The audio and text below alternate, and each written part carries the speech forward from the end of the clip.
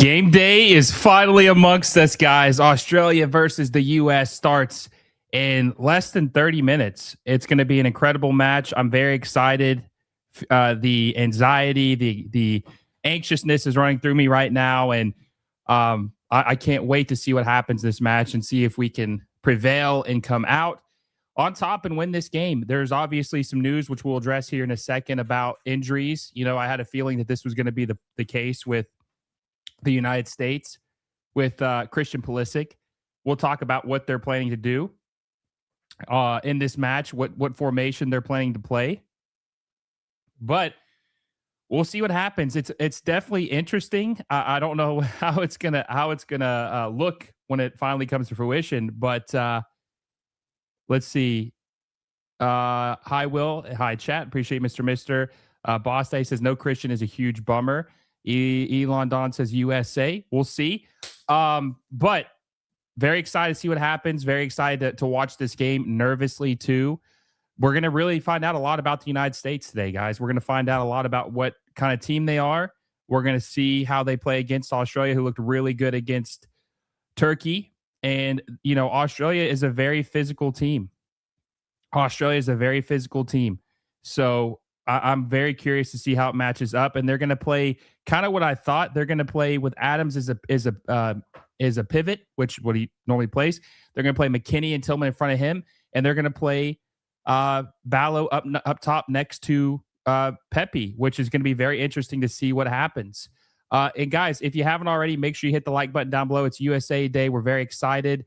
A lot to talk about. Very nervous game. The nerves are running deep in me right now. Gotta hope we win. Hi Will and chat. Appreciate you for stopping by, my friend. Ash can find out if last week was a fluke or if we are the real deal. Agree. I'm curious to see myself. I do think we're the real deal, but you know, if we do lose today, you have to consider that our best player isn't playing. But I do think that we're good enough. I feel like if you're the real deal, you can win without one of your players. If your team is the real deal and you're serious about contending in the World Cup, you should be able to beat a team that's not as talented as you. Good team, not as talented as you. You should be able to beat them without your best player. And by the way, Australia time, what is it, 12 hours ahead? Man, they're going to have to get up at 5 a.m. to watch this game. Isn't that crazy? Some of them will actually have to be up a little earlier, 2 a.m, 1 a.m.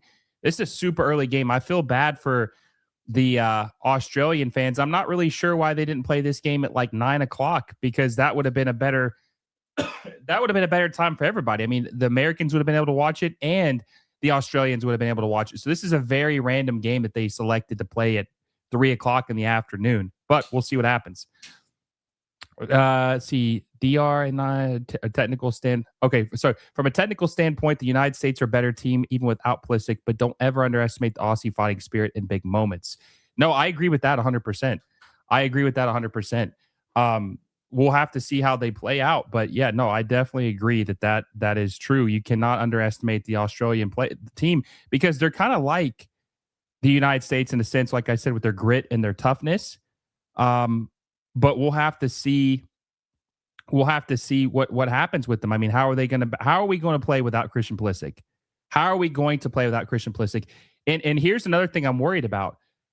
I'm also worried about how Tim Ream is going to look in this game. Now, Irankunda did not start, which is interesting. Did he start last game? He's on the bench in this game. That's interesting. That's an interesting tactical move from Australia. But I'm going to be curious to see how they attack Tim Ream, because Tim Ream is obviously super 4:36 a.m. Isn't that crazy to start a game at 5 a.m? I don't know why they didn't play it at 9 o'clock at night, but it is what it is.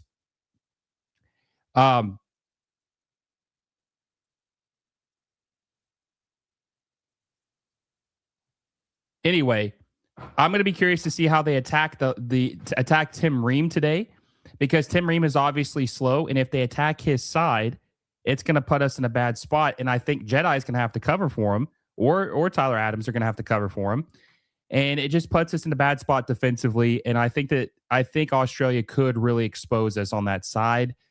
That's what worries me most about Australia. I do think Australia is probably going to play a low block in this game, and they're going to hope to get that 1-0 result. I think that if they have what use 40% of the possession, that kind of scares me a little bit. That honestly scares me a little bit. So who do you guys think is going to win this game? Who do you guys think is going to win this game for the United States? Who is going to win this game?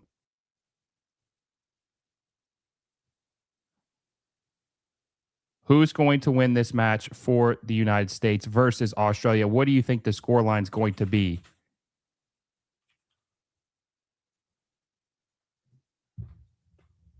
And Canberra, it's 4:36 there. When Pulisic said that he hoped that it was nothing, that was a massive red flag. He never fully practiced this week. Will this team sink or swim without Pulisic? That's true. I don't know. Irankunda running at Bream is a scary proposition. That's what I think is going to happen. I think he's going to run at him. I think he's going to run at him, and I think that he is going to I think he's going to challenge him. I think he's going to run at him, and I think he's going to put a lot of pressure on Tim Ream, and I think he's going to do something. I think he's going to do something. I really do.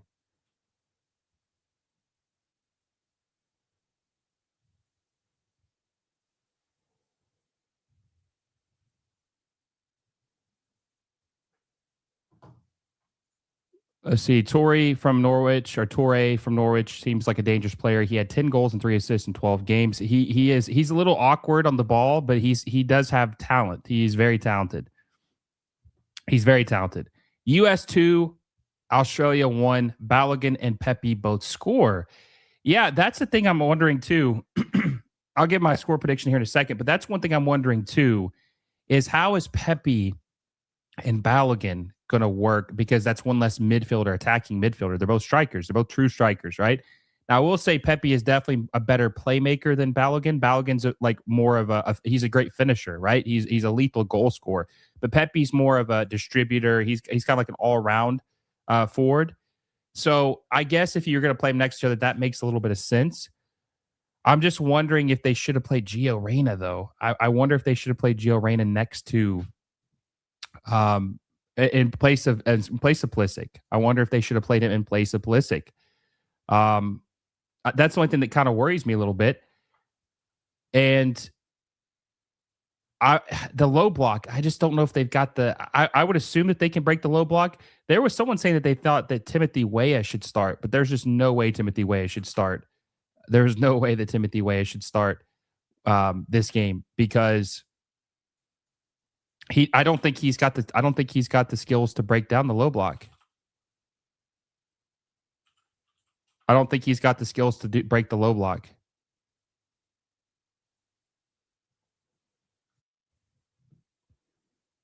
And also, too, what about Mike Grella? I mean, that guy was really trying to screw us, like trying to give us the bad juju of having everyone hate us, and they're trying to force this into being some type of rivalry that it's not. Like they're trying to get that chip on their shoulder, talking about Australia, and we definitely don't want that to happen. We have not said anything, but Mike Grella has said stuff, and they're trying to use that as fuel to amplify and rage rage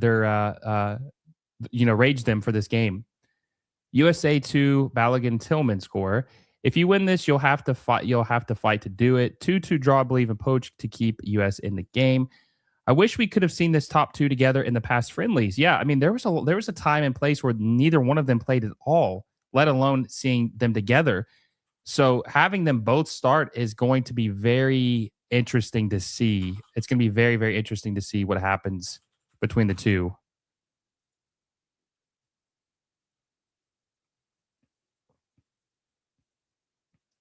It's going to be very interesting to see what happens between the two. And we're 18 minutes away. So here's what I think is going to happen. I'm putting it on real quick, getting the game set up for us. Here's what I think is going to happen. I think the United States, I think I already said this, I think they're going to win 2-1, but I do think it could be like a 1-0 win. I'm a little nervous about the team.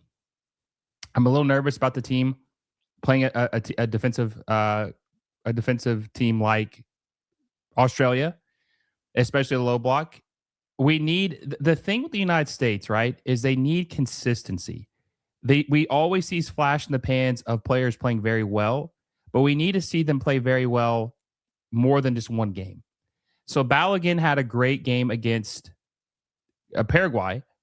I want to see him. I want to see him double back and have two good games against our group stage. I want to see him. Now, I'm not saying he has to score another brace, but I want to see him score a goal tonight. I want to see him or today. I want to see him score a goal. I want to see him put pressure on. I want to see him put pressure on Australia, and I want to see what he can do against their defense. Because keep in mind, and this is another thing about Turkey, why I think they struggled so much against Australia. Australia just bullied them. I mean, they look soft as you possibly look against Australia. Turkey did. So we need to see them. We need to see us go blow for blow and be very physical. And I think that's exactly what's going to happen in this match. Mike Grella was very foolish, never antagonized the Aussies. No, I definitely agree with that. I definitely agree with that. Never antagonize, never do that.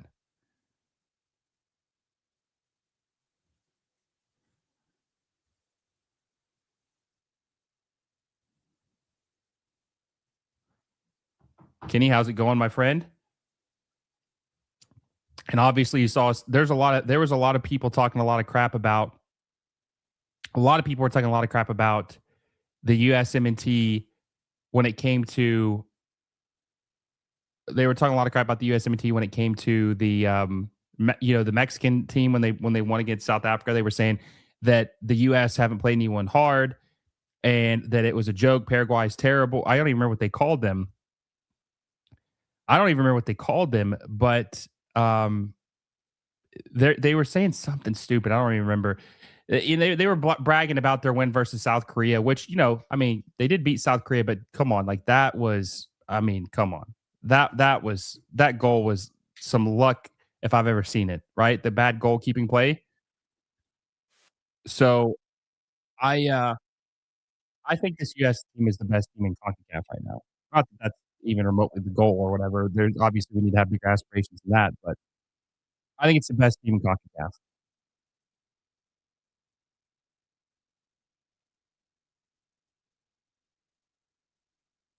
Getting close.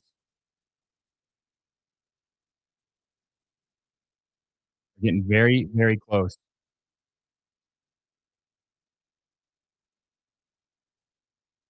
I'm nervous.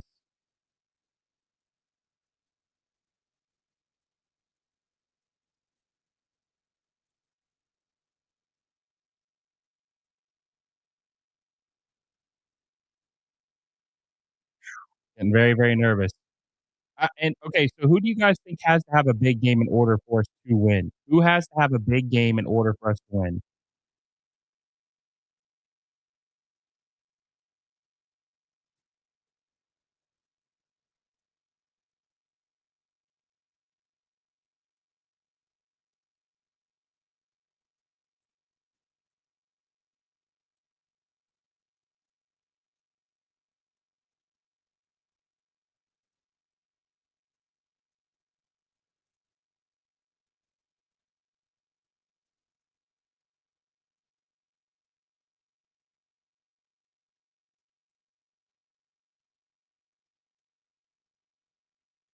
I was at the FIFA Fan Festival yesterday. That's awesome. In Toronto, I told you Mexico fans, they think they're Argentina for some reason. In reality, they're on fraud watch.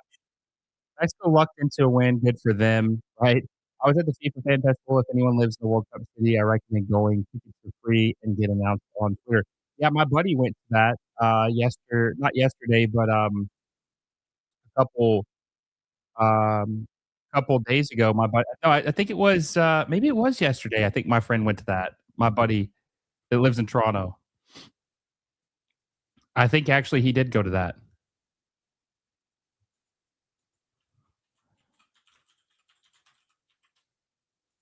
He posts a lot of videos of it. It looked pretty cool.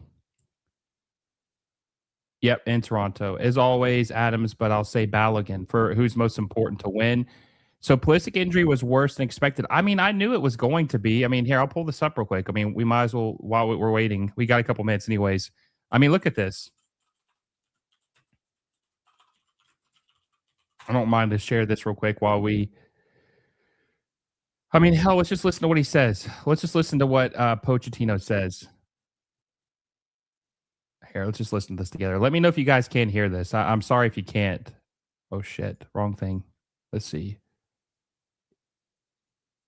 Yeah, here we go. Let me know if you guys can hear this. Pulisic and his status today. Yes, Christian is not available, and the evolution is really well. Today was training in the morning in the training camp, and I think the feelings are good. Yes, hope that this as soon as possible can be ready, to be selected again and to be part of the team. Now we need to be focused in our team, in the players that are going to play, and we have ahead a very important game. Australia is going to be really tough, but of course, a little bit sad because he wanted to stay, he wanted to participate today, but still so. Yeah, and then there's also this. There was a picture of Pulisic at training. Let me find it real quick. I mean, I'd heard on Wednesday he wasn't playing. I'd heard he was not playing on Wednesday, so I'm not surprised. He was training off the side. He was in a tent. I'm trying to find that picture of him with his sleeve on. Yeah, here we go. Here we go. I mean, look at this. He was wearing some type of leg sleeve while he was practicing and training the other day. And, from what I heard, he was hobbling around like Tiny Tim. I mean, he looked very, very uncomfortable, and he did not look like himself in training the other day. So I think that the best course of action for him is to just rest this game, and we'll see how he is against Turkey. But if he's not good against Turkey, then just wait till the round of 62 or round of 32, just because you don't want to lose him.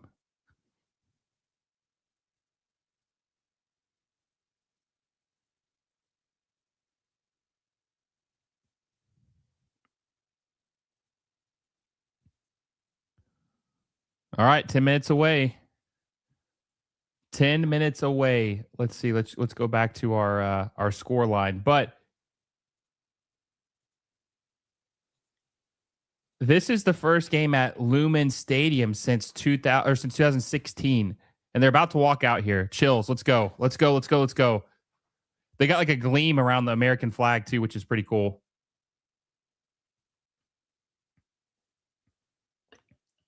I'm gonna have my buddy Scotty Gray come on at halftime too. Let me get him an invite. I forgot to send him one. Let's see. Scotty.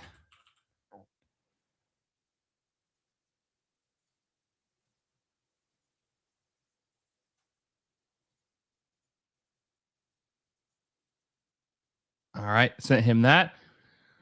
See what happens. And guys, if you're just joining us, make sure you hit the like button down below. Let's get our 100 likes. USMNT will win if we hit 100 likes. Let's see what happens. Let's see what happens. Fingers crossed.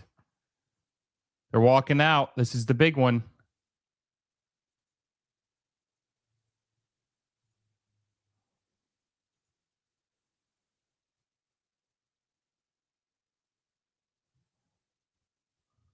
They're playing the Bulls like they've been doing that every game. It's going to be a battle. It's going to be a tough game. Not going to be given. Got to be earned. This Australia team is physical. This is not going to be an easy game. Got to deliver. This is what Pochettino was paid for. I mean, obviously the group stage is not the main goal. We're supposed to obviously make it, as far as possible in the tournament. But this is it. This is what everything culminates to. This is the moment.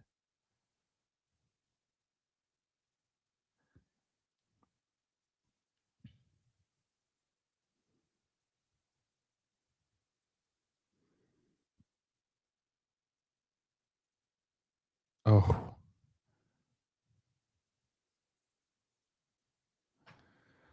Chills. Chills. Very exciting stuff.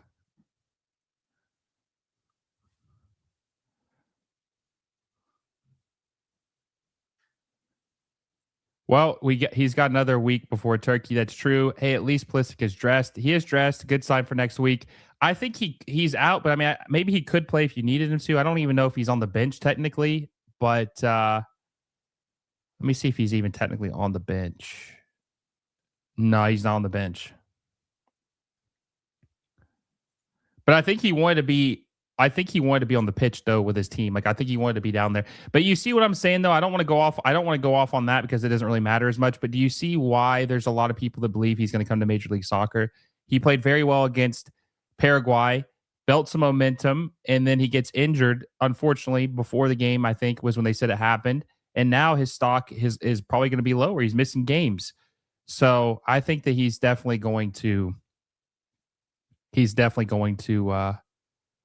I'll be on the move to Major League Soccer. I can feel your nerves through the screen, mate. I'm nervous, man. I'm very nervous. I'm very, very anxious right now. Very anxious. Just wait until we play a game in the knockout round. I mean, I'll probably be sweating like crazy. I look like I just got out of the swimming pool. There's a lot of Australian fans here too.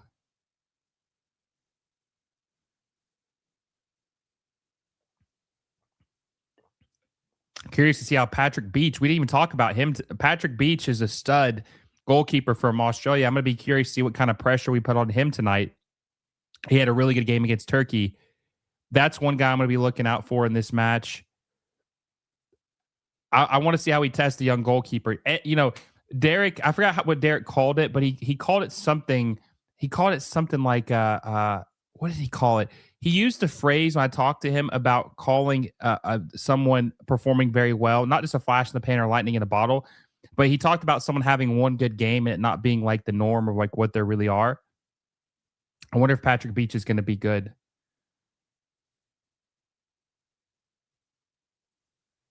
You got to chill? What do you mean I got to chill?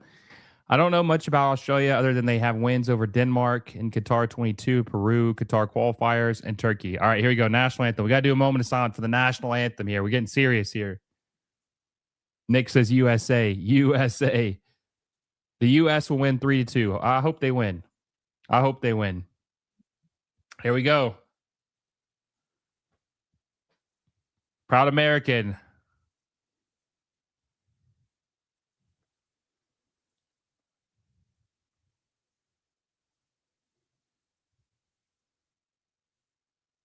Tillman's not like is like the only one not singing it.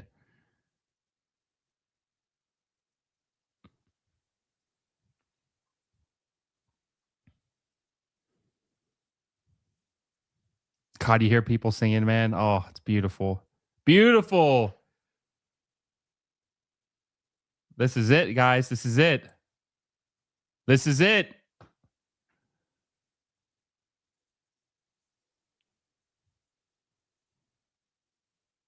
I'm jealous of all the people that are there. That's so awesome. Lady Liberty. I think it's a dude, though.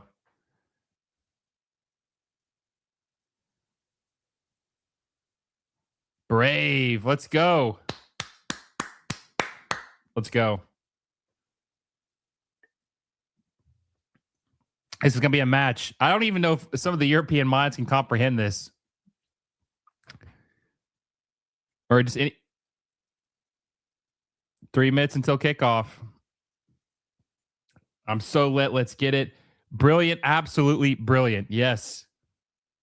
Let's go.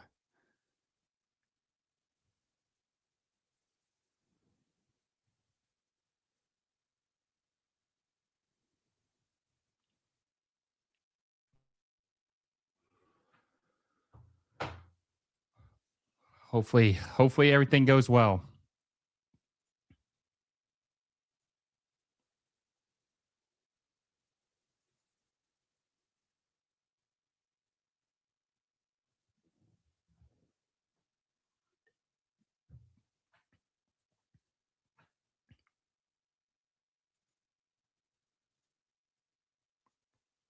We're 2 minutes, 3 minutes from kickoff, guys.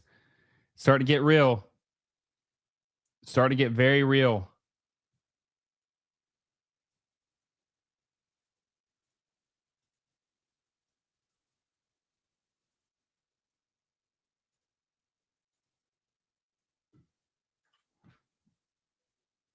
We'll just have to see what happens. I wonder how nervous the players are. I mean, I feel like every game, you start to settle in as it plays on, but I feel like even after every game, the nerves start to ramp back up. The nerves start to ramp back up.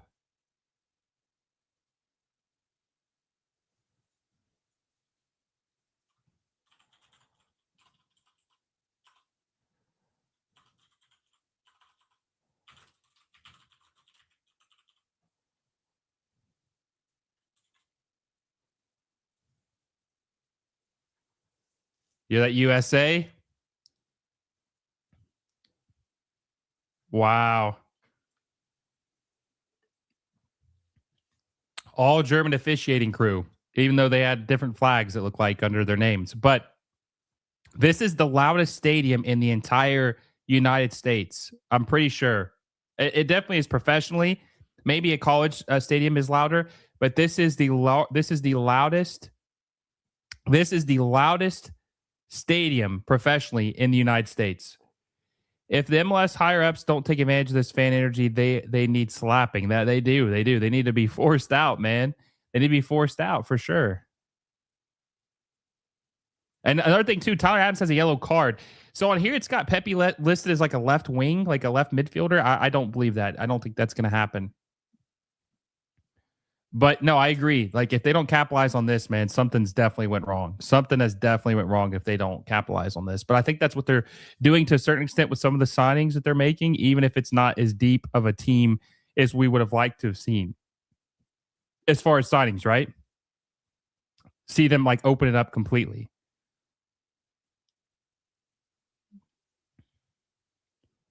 Let's see what happens. Let's do this. We're here.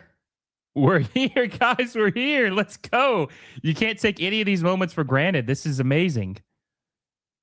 Oh my God, this is amazing.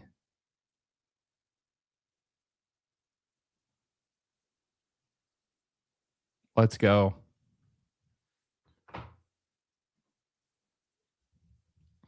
I thought Arrowhead was the loudest. I think Lumen and them go back and forth, I think. USA men never won a World Cup. Best result, third place in 1930. I'm hoping for history in 2026. We'll see. Aiden O'Neill for Australia is a midfielder who plays for New York City FC. Yeah, they have a couple players on Australia that plays in Major League Soccer. Lucas Harrington, the young Colorado Rapids center back. All right, about to kick off here.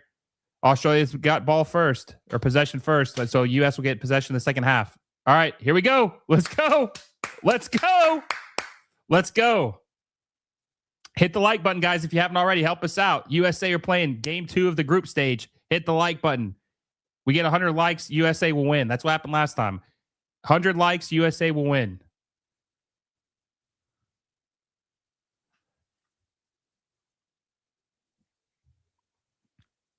Yeah, clinching a spot in the next round in 2 games. First time they will ever have done that.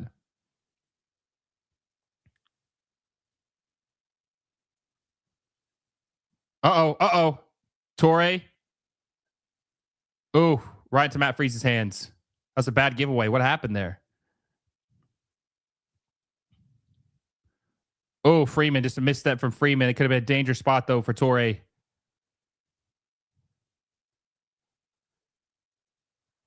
Oswin. We'll see. Tyler Adams, the ball. The nerves are high, I bet, like crazy. It's going to be a good game. This is going to be a good game, guys. It's going to be a good game.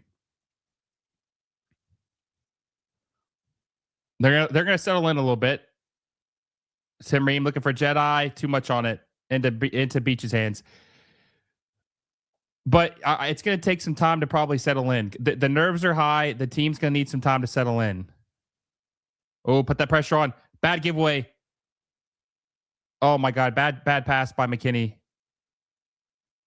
There's a lot of nerves so far.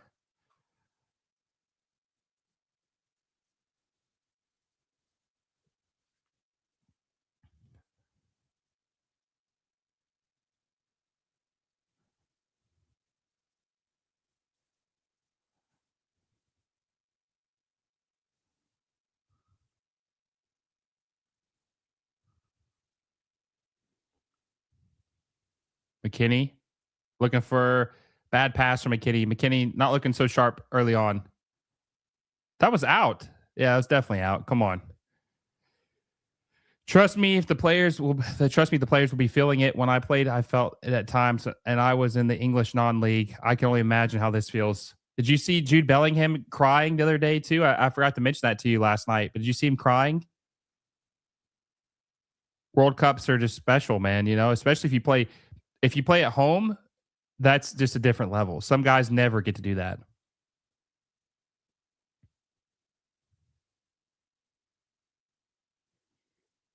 Is that Tillman? Antonee Robinson. Jedi try to cross it, but it's deflected. It's going to be a goal kick for Australia.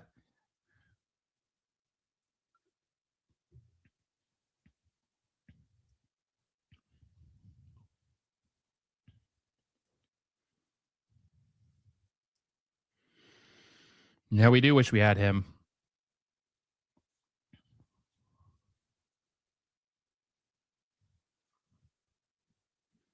Haven't noticed Pepe so far, but it's only been 3 minutes, but I have not noticed him so far. Ooh. Oh, nice pass from Balogun to Pepe, but Pepe wasn't able to keep control of it. And they're going to call foul McKennie.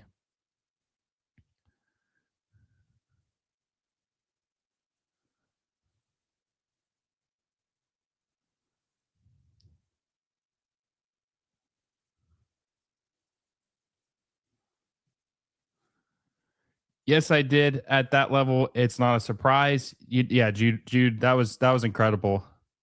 That was incredible. That's what it's all about, though, right?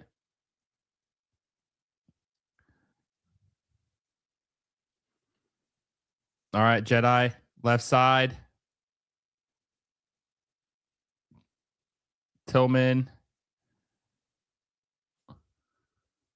Yeah, so they've got Pepe playing next to Balogun. Like no one, they don't have one of the two playing a little bit lower. They're both playing pretty even up top.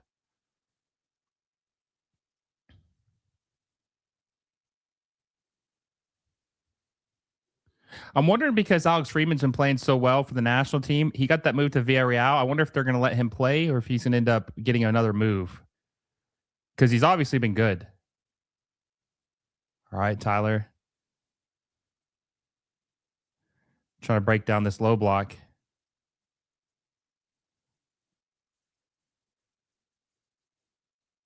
McKennie cross. Oh, Pepe. He couldn't get a good head on it. Jedi. Oh, they're calling offside. Who is offside? Everyone is loving the Tuchel ball over Southgate ball. England are fan favorites. A huge 4-2 over Croatia. That was a good game. That was a good game. What was the foul? They call foul on Ballo?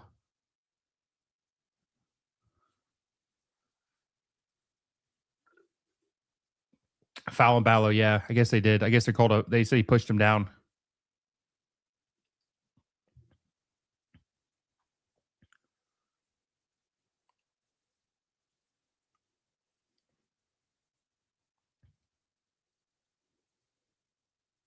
I think US are going to score. I think they're going to knock on the door and score here.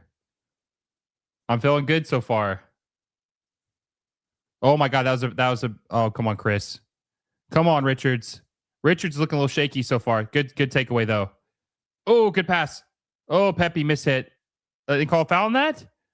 Uh-oh. Oh, good defending by Alex Freeman. Did you see that? Great defending by Alex Freeman. Got to give my hands up to Alex Freeman. He's balling out. Good defending by Freeman on Toure. I think Toure big? I can't remember if he's like 6'4" or if he's only 6 foot. One of the two. I want to say he is tall. Like he's probably at least maybe even 6'2".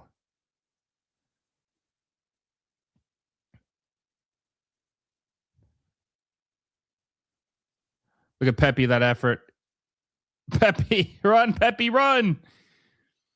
I remember Argentina had a rugby World Cup a few years ago. You've got these big hulking players crying through their national team. It's crazy, man. Mexico's better than the... Oh, chill, bro. Chill. Lucky goals.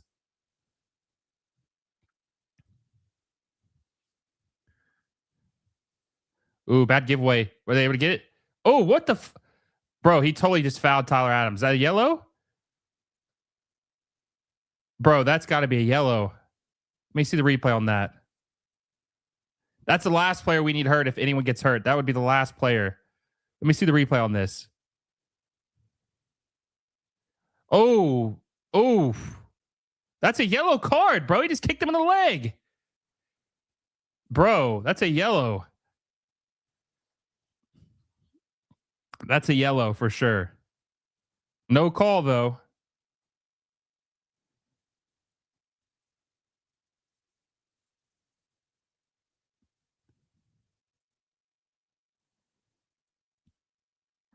All right, free kick US.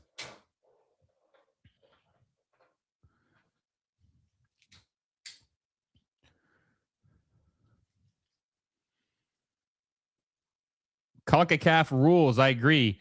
Mechanic Poach is undefeated, literally undefeated. That's why I like. You got to keep the good vibes going. Whatever works, keep going with it. Oh, good playoff Dest. McKennie. Nice move on McKennie. Bad pass to Adams, though. God, McKinney's passing has not been good so far, guys. McKinney's passing has definitely been errant so far. The first 9 minutes of the game. Oh, nice pass. Dest, come on, Dest. Once you pass it to Pepe, oh my God, he was wide open. Come on, Dest. Oh my God. He had Pepe, man. One motion.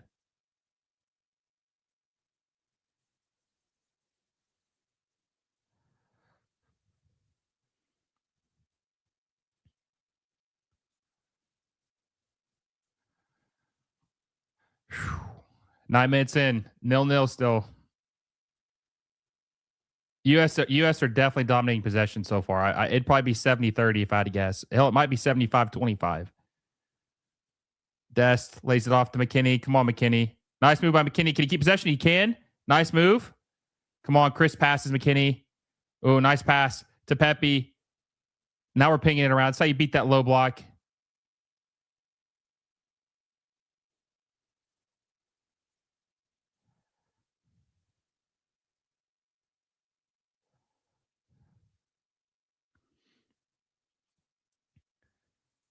These combinations are good, and that's important because we really need to be passing the ball around if we want to beat this low block. We got to be passing the ball around.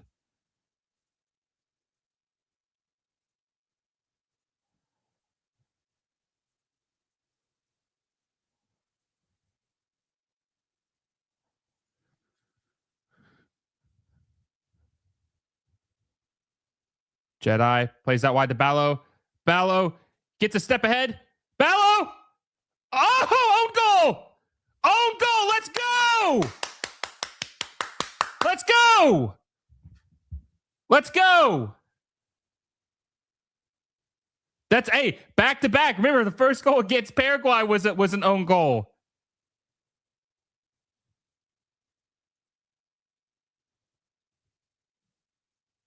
Own goal now has 2 goals for the United States in the World Cup. Let's go, man. Let's go.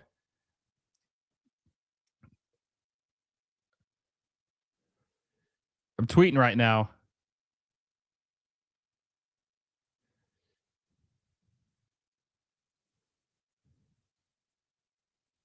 Let's go. Let's go, guys. Let's go.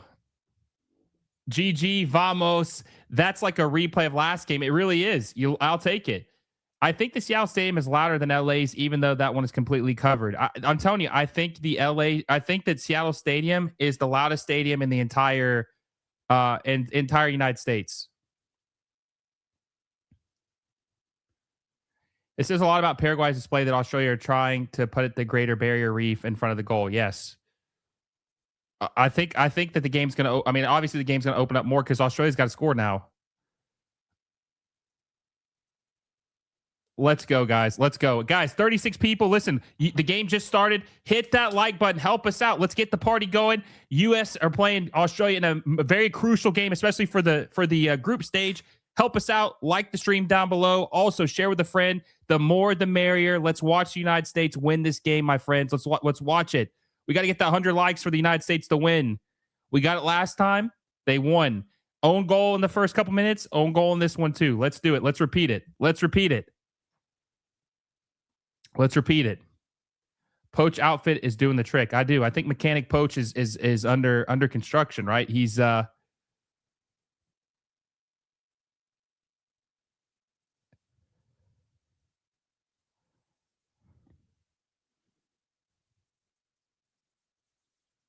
but I'll say this: Ballow's pace is looking very, very difficult for Australia.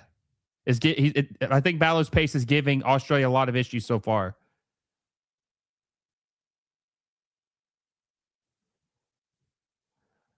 Oh, I might have to fast forward it too. I think I might be behind again. I got to speed this up again. It always is behind a little bit, so I'm fast forwarding it. So we're taking the corner. US up 1-0, 13 minutes in against Australia.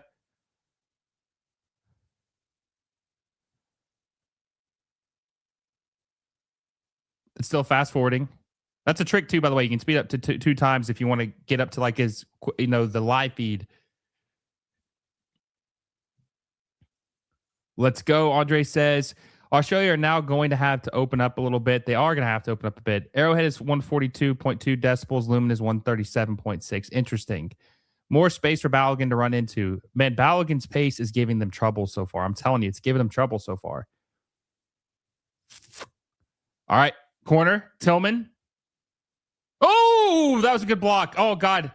McKennie had a good head on it, though. I thought oh, God. Man, that was a good chance. I think McKennie might have scored that one. Let's watch replay on it. Oh, God, the defender went there. That would have went in. Oh, that hit his arm? Hit McKennie's arm, but I wonder if it hit the defender's arm too. It looked like it might have, but I think it was just his chest.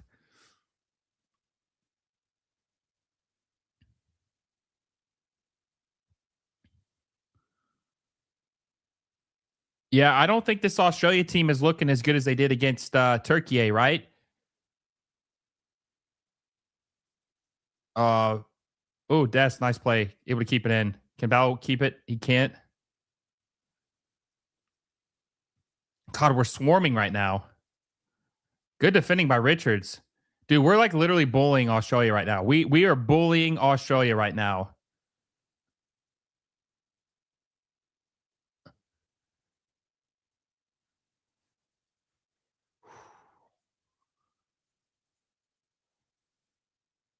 Should that have been a card?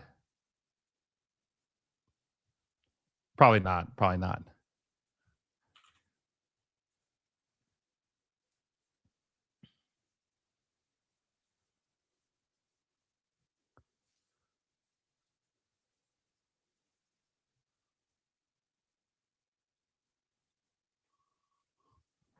Oof.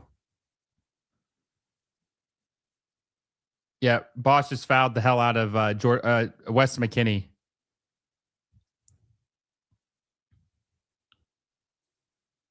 Yeah, poked him in the face, dude. What the hell?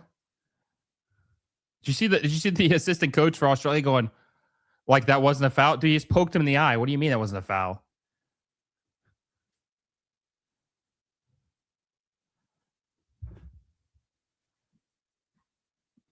All right, free kick for the US. 60 minutes in.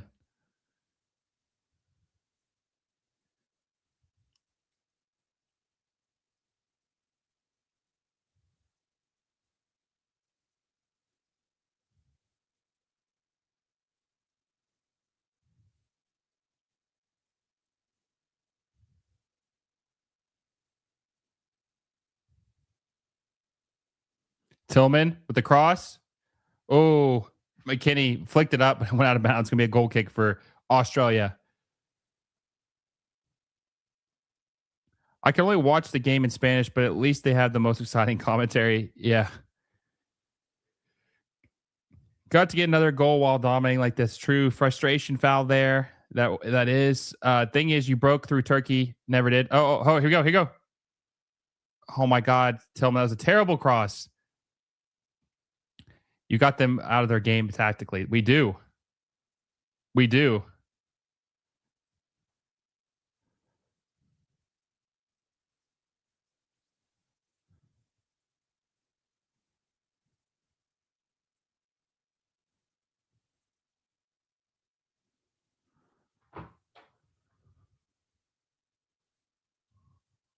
Come on.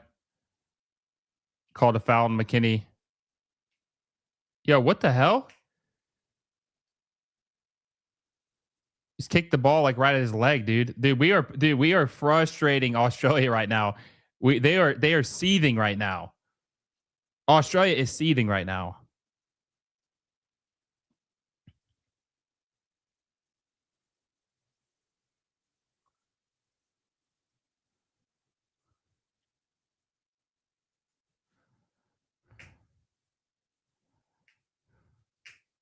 It's gonna be US ball.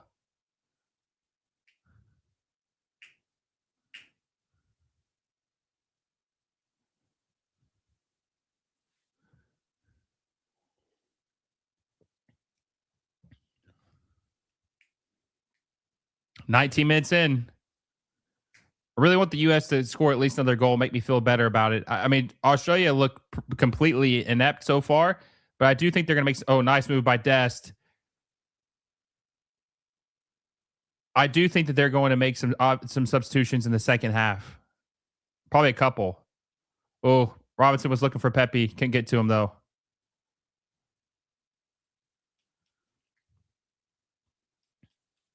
Australia have leave space behind now. U.S. should not cross the ball with set pieces. Souttar and Circati got the aerial space covered. That's true. They're just playing. The U.S. are just playing so well as a team, though. I think that's the most encouraging thing is they're just playing so well as a team right now. That was a bad pass. I think was that by. Oh, they're able to keep it in. Oh, I don't think McKennie thought he was gonna get to it. Come on, Dest. Come on, Dest. Oh.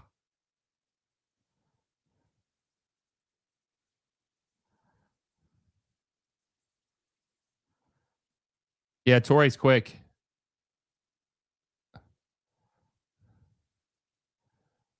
Did stay in? Okay, cool. I thought I was totally going out of bounds. It's supposed to turning into a Neymar injury prone player. I don't know. I don't know if he's that bad. Neymar's injuries are mostly because he don't take care of himself. I think Pulisic might just be cursed. Will, who would be best pairing with Gio in the second half? Berhalter maybe? Berhalter. Well, I think probably keep McKennie next to him would be the best move, but I don't know. I don't really think anyone off the bench would be a good pairing with Gio Reyna, in my opinion. I think it's the starters. Berhalter will probably play though if they get a solid lead. Adams looking over the top for Ballo. Beautiful ball. Can he get to it? Oh, not a good touch. Oof. That was a beautiful ball. Oh, that was a beautiful ball by Tyler Adams to Ballo. Oh, bad giveaway. Come on. Come on. Oh, blocked. God, we're bullying him, guys. Australia don't know what to do. Australia literally don't know what to do. Chad, I can catch up to that.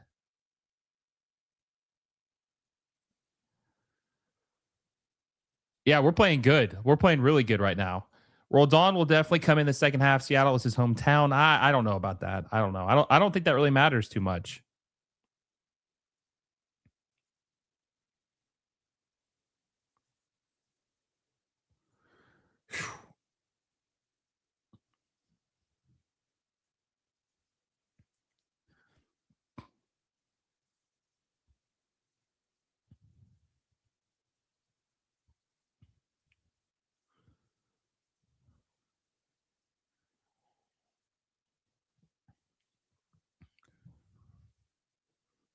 $22 in.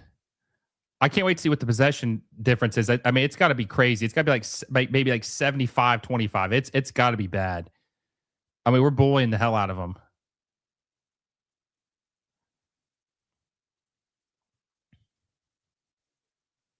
Oof. Good defending by Alex Freeman. Dude, Alex Freeman's balling his ass off. That could have been a dangerous giveaway right there, or a dangerous chance right there for Australia. I mean, it was a dangerous chance, but that was good defending by Freeman to keep it out. Good marking by Freeman. Great marking by Freeman. Miles Robinson would have lost track, and that would have been a goal.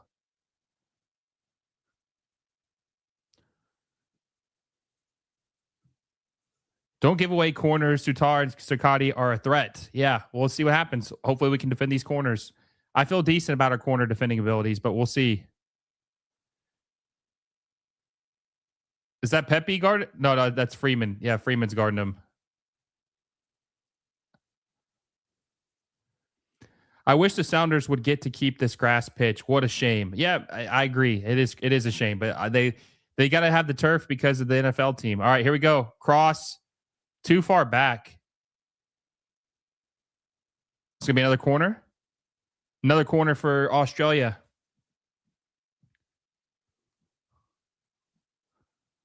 Oof. Yeah, they were trying to loft it over, see if they could catch US sleeping by pulling them all back to, I guess that was Souttar, pull them all back and then hopefully catch them sleeping late over the top and poke one in. All right, another corner for Australia.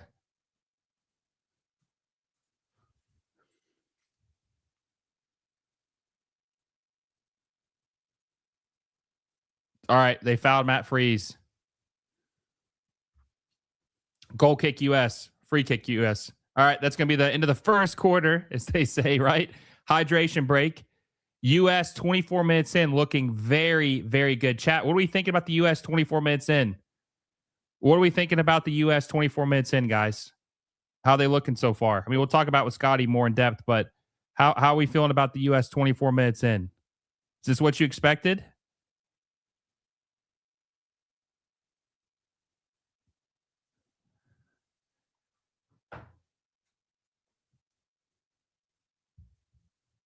At least they are not defending Holland. Dude is a beast. We low-key needed that commercial break. Wish we would have gotten a second after that onslaught. I agree. First quarter is ridiculous. It's so funny. First quarter is over. Yeah. Better than expected. Yeah, it is. It's good. Listen, I thought the nerves were going to be running high. I thought there was a chance we could come out here and look a little shell-shocked. I didn't think we were going to lose, but I thought we could look very nervous. And we have came in here today so far, and we have played very confident. We're playing our game, and I think we're in a very good position to win this and advance the group stage, earliest we've ever done in our entire existence as a national team. That's special. That's good news. And listen, while we're at our first quarter break, as we call it, we're at 26 likes. 45 are watching with us right now, which we appreciate all of you. If you don't mind, hit the like button down below and help us out. We're trying to grow the party as much as we can. We want to watch the United States win against Australia. We need your help to do that. So please make sure you hit that like button down below if you haven't already. Hit that subscribe button if you haven't already. We're trying to hit 15K by the end of the World Cup. We got jersey giveaways on the way for the channel. A lot of stuff you guys are not going to miss. Make sure you guys are subscribed and you hit that little bell notification so you don't miss any of our videos. Poach has got the U.S. playing like the Spurs team. High intensity, high fitness, a pain in the ass to play against. I agree. This is like 2018, 2019 Spurs. Australia have more shots on target. That's crazy. I believe you, but that's crazy. 8 with a little more room to finish better. Great. Need that second goal. Hey, they had the Celtic cheerleaders dance at the Boston Stadium Gillette. How long do we play 11 minutes like the NFL games? The rest adds. Who knows, right? Who knows? That's funny, though. That's funny. Looks like the temperature was 73 degrees Fahrenheit at this game. So it's not too bad. A lot of U.S. fans here. Love to see it.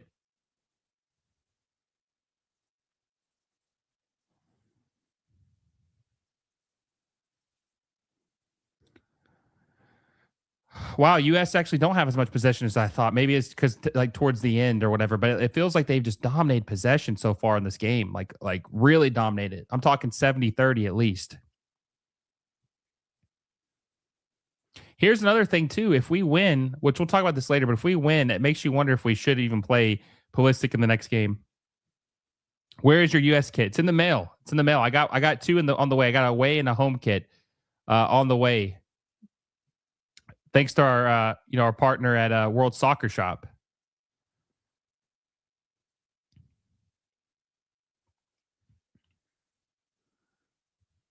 Come on, Pepe. Lay it off the Jedi. We got to. I would really like us to get another goal before the end of the half. I would really like to get another goal. I'd feel much better. I got my US shirt on though. States. Antonee, cross, too much on it. Come on, Jedi. Seattle could call their cheerleaders the Sirens, especially being the home of the Starbucks. Interesting. The Sirens.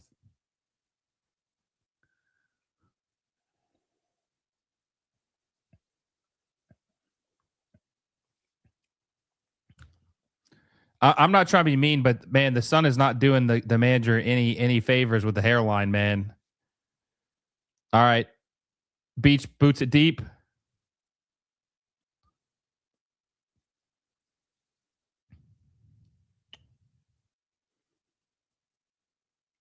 There you go. I'm just glad that Tim Ream hasn't been exposed yet.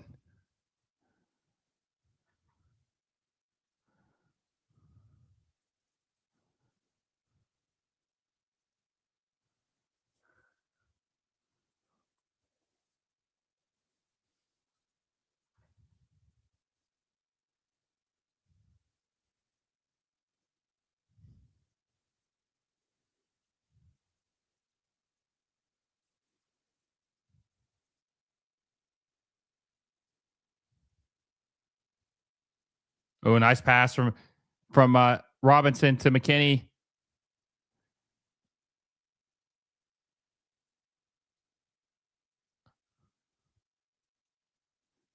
Come on, we got to break down this low block.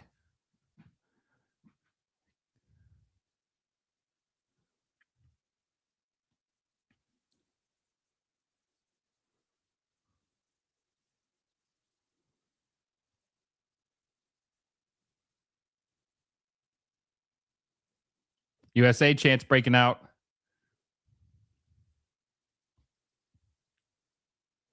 Trying to reset the field here. Reset the pitch. Ream. Oof. It's going to be a corner, US.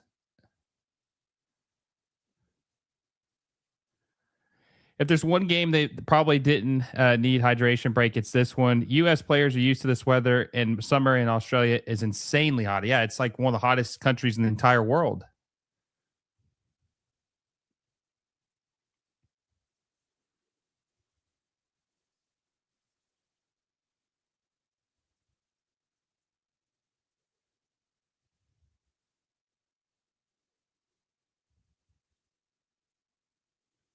All right, Tillman taking the corner again. Oh, Richards, yeah, too tall for Richards. You won't able to get to. Look at Freeman's hustle. Look at Freeman's hustle. Oh yes, okay. U.S. ball. Man, Freeman's balling.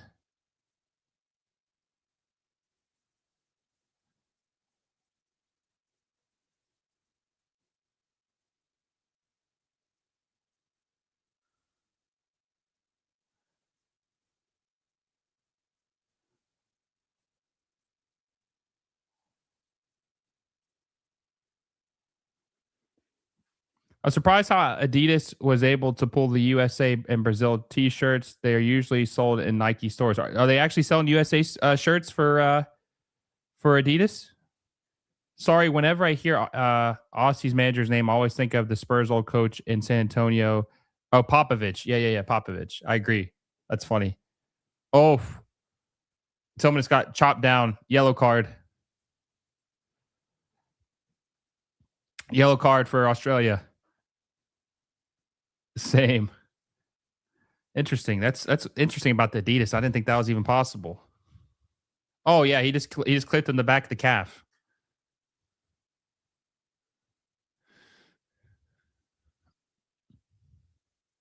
Yeah, he just studs him in the damn calf. That's definitely a foul. Definitely a card.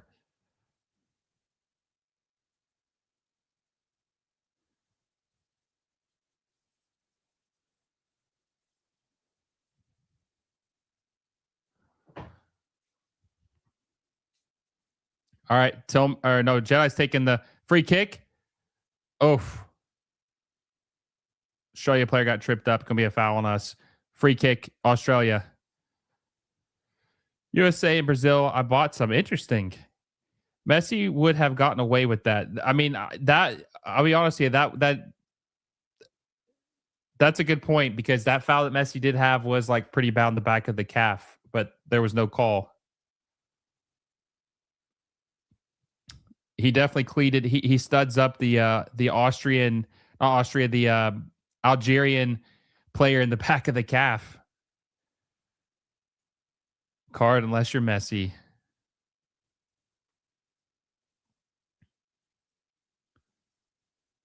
Out of bounds. Throw in for Australia. Australia's starting to settle in a little bit more. They don't look good, but they look better than they did in the first 15 minutes. They look much better than they did in the first 15 minutes.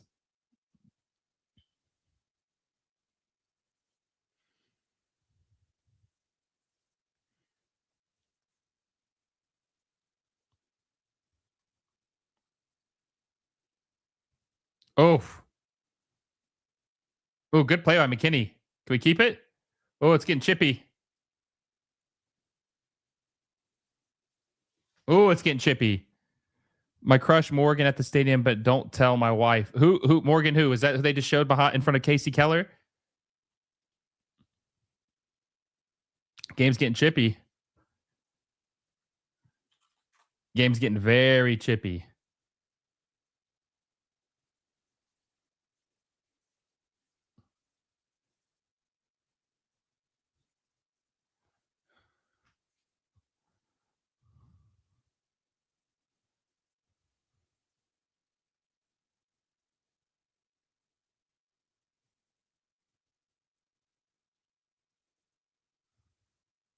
Oh, nice move by Dest. Good cutback by Dest.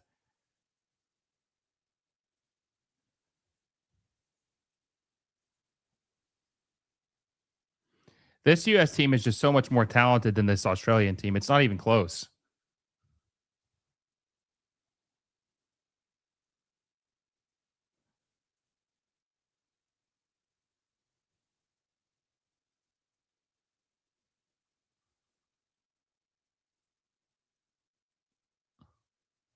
Yeah, we haven't had any chances. We don't have a shot on goal.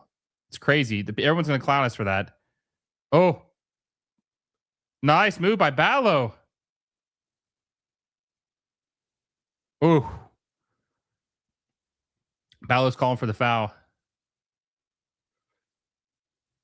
Oh, is that Alex Morgan? I didn't see I didn't see if it was Alex Morgan. My bad.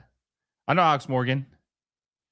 She's married to the former player in the MLS. I forgot his name. Midfielder. I forgot his name though.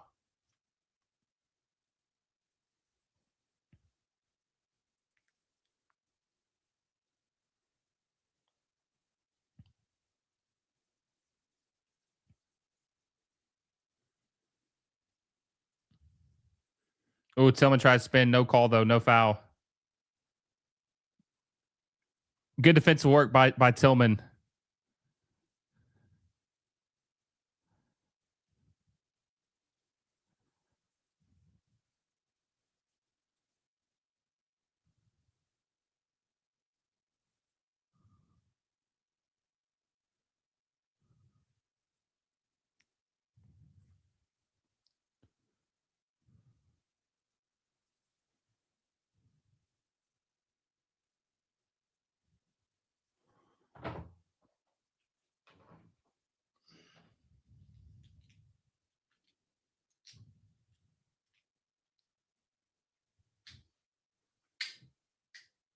Servando, that's right. Yep. Husband, beater, Alex Morgan. Wait, what?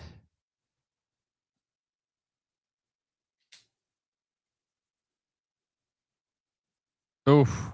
That's trying to cross into Pepe, but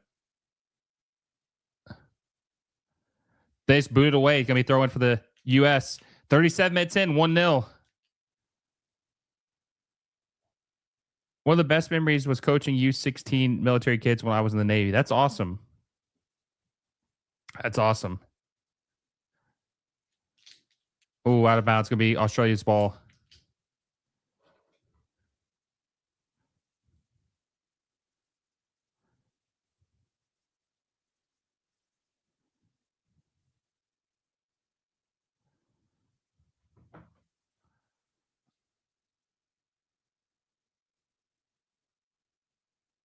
Uh-oh. Big collision here. Big collision here.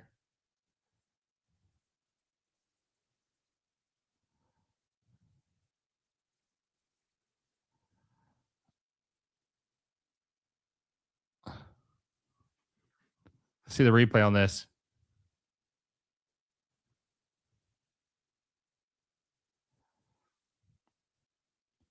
Okay, it was a dangerous knock, but we'll see. You are better technically than Australia, but then so are Turkey. It's all how you can match Australia's intensity. But if you put our quality with our intensity, that's why I think we're such a wild card this year.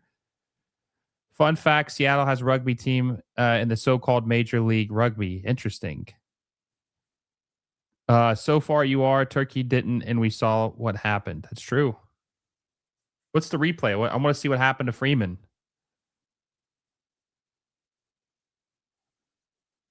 Souttar, man, he's just so tall and awkward. He didn't probably know what to do.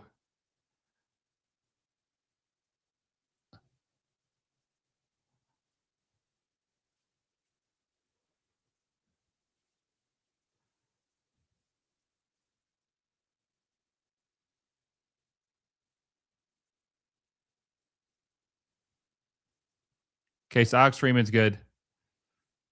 I wonder if he had a concussion from that. Alex Freeman.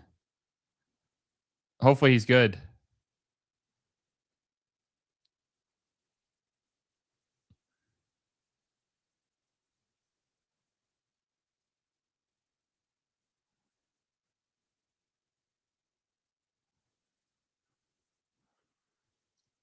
Like, I don't like to see injuries, obviously, but I'd like to see what happened. I want to see what the collision looked like, if how bad it was. They're checking for concussions, obviously, and I just want to see what happened.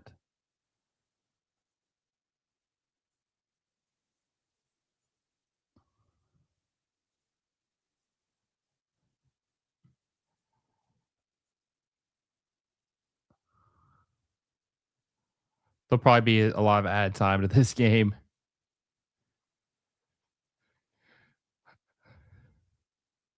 I think it was just a clash. Both men seem okay. I agree. Freeman is playing out of his mind. I hope he's all right. He's playing really good right now. I think he'll be good. Dominican says, what is this piss poor commenting on Fox? These dudes are a freaking joke. You talking about Stu Holden and John Strong? You don't like them?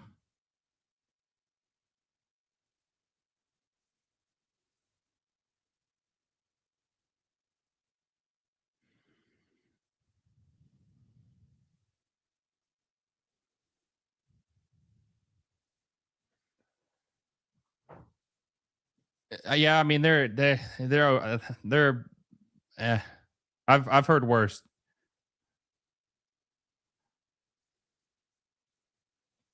Yeah, you can watch in Spanish on Peacock, and I think it's on Telemundo as well.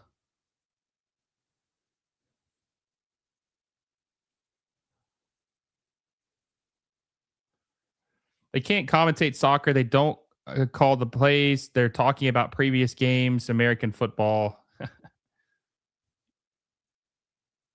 Tillman plays that wide for Dest. Dest lays it off to McKennie.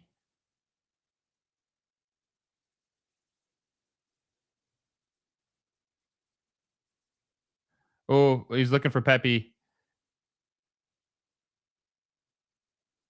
God, there's so many yellow shirts around.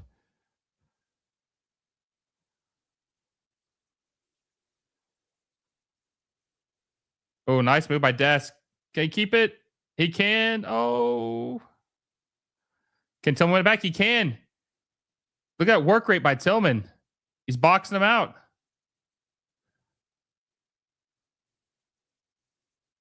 Damn, that's a free kick in a very dangerous spot for the US. That's right outside the box. Right outside the box. Tillman should try to lay it off to Dest if he could have, because look at space.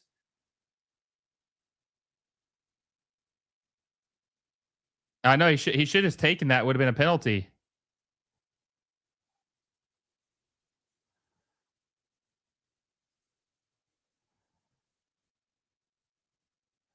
All right, free kick. Jedi, take it. Oh, come on. Is it on?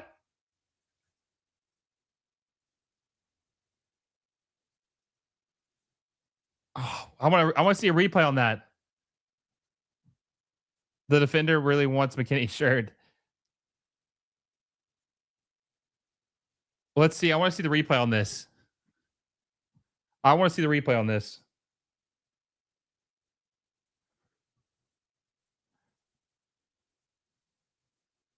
He's onside. Freeman's onside. Freeman was onside, guys. Freeman was onside. Freeman was onside. Go look at that shit. He was onside.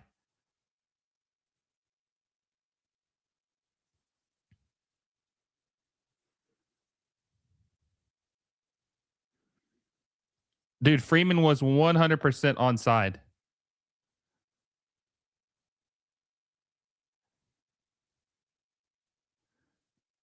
He's definitely on. There's two guys that kept him onside.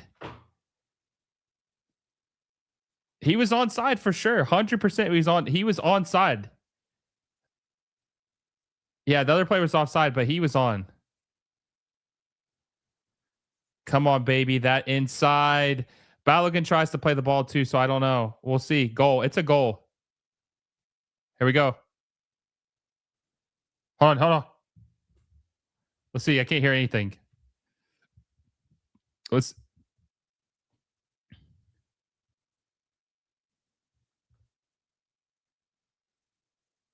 go. 2-0, baby. Let's go. 2-0. 2-0. Let's go. Let's fucking go. Let's go. 2-0.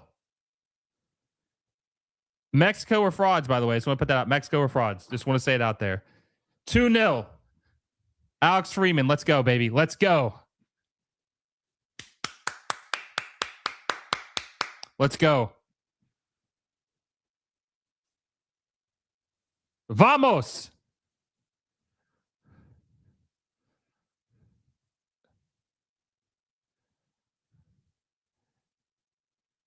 Man, Alex Freeman, player of the tournament for the United States. I'm telling you, his stock has increased as much as Alex Freeman. His stock is shot through the roof. Alex Freeman is a star in the making.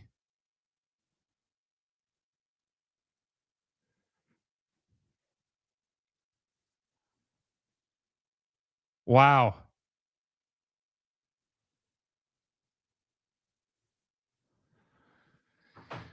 Oh. Man, let's go. Let's go. USA. Freeman transferred to La Liga, right? Yeah, he transferred from Orlando City to Villarreal. Can we get another one for the half? Everyone was bad-mouthing Freeman. I was bad-mouthing Freeman last year at the Gold Cup. I will be the first to admit it. And by the way, we got 7 minutes of added time.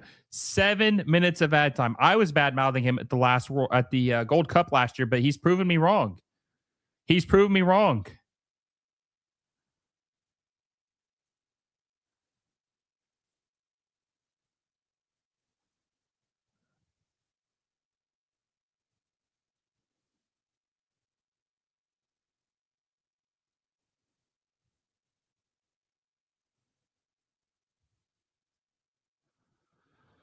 Oh,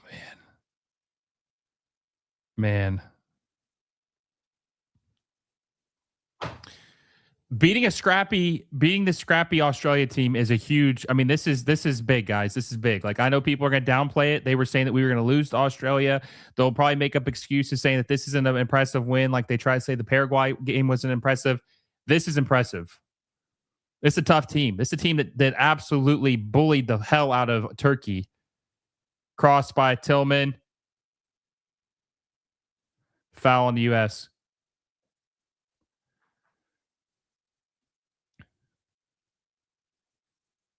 Freeman will be one of the MLS's biggest success stories. Well, hopefully he's got to play though.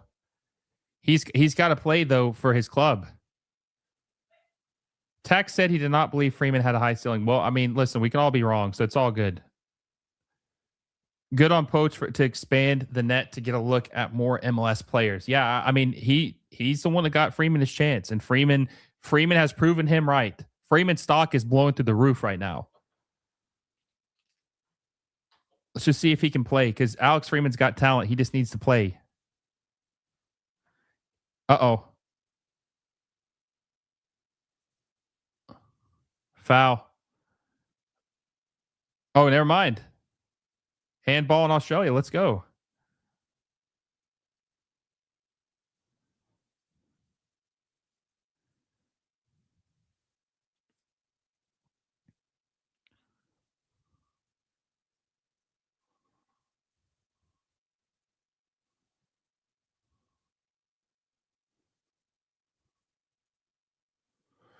So the U.S. have a +5 goal difference so far in their first two matches. How impressive is that? Cameron Burgess kept Freeman on side. Burgess was also an Australian that scored the own goal. Interesting. God, that's bad luck for him.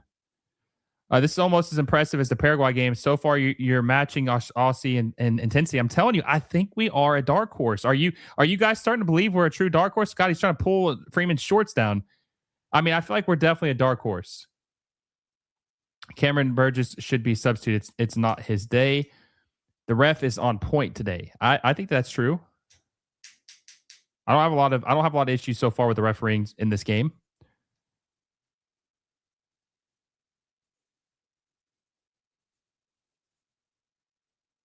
Yeah, it'd be nice to get a clean sheet. That would be impressive to get a clean sheet.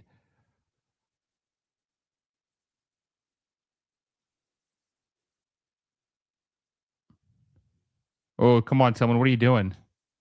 It's going to be a corner. I don't know if we're a dark horse. European teams are kryptonite. Well, the European teams, outside of a couple, have looked very, very suspect in this tournament so far. So we'll see. I want to see some more intensity in the second half, though. I don't want to see anything let up. I want to keep it going in the second half.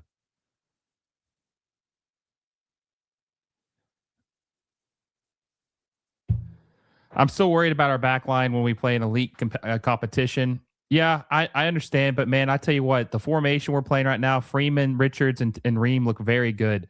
Freeze really hasn't even been challenged like this much in the tournament. 2 games in, almost 135 minutes into this tournament, he has not been challenged like that.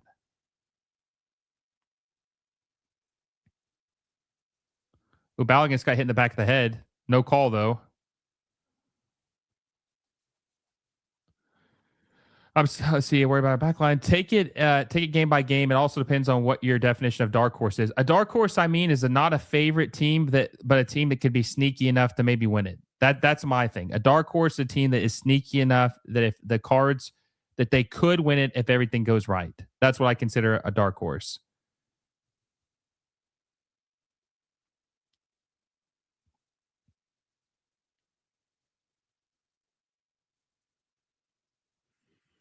Come on. There we go. Come on. Come on, Tillman. Oh, Tillman. But Freeman's able to keep it. Come on, Freeman. Let's get 3. Oh, Des. Good save by Beach. Oh, I thought that was going to go wide. I thought he was going to get it. I think Freeman has a New York City teammate. I think Freeze. Yeah, he does. O'Neal plays for New York City FC. Oh.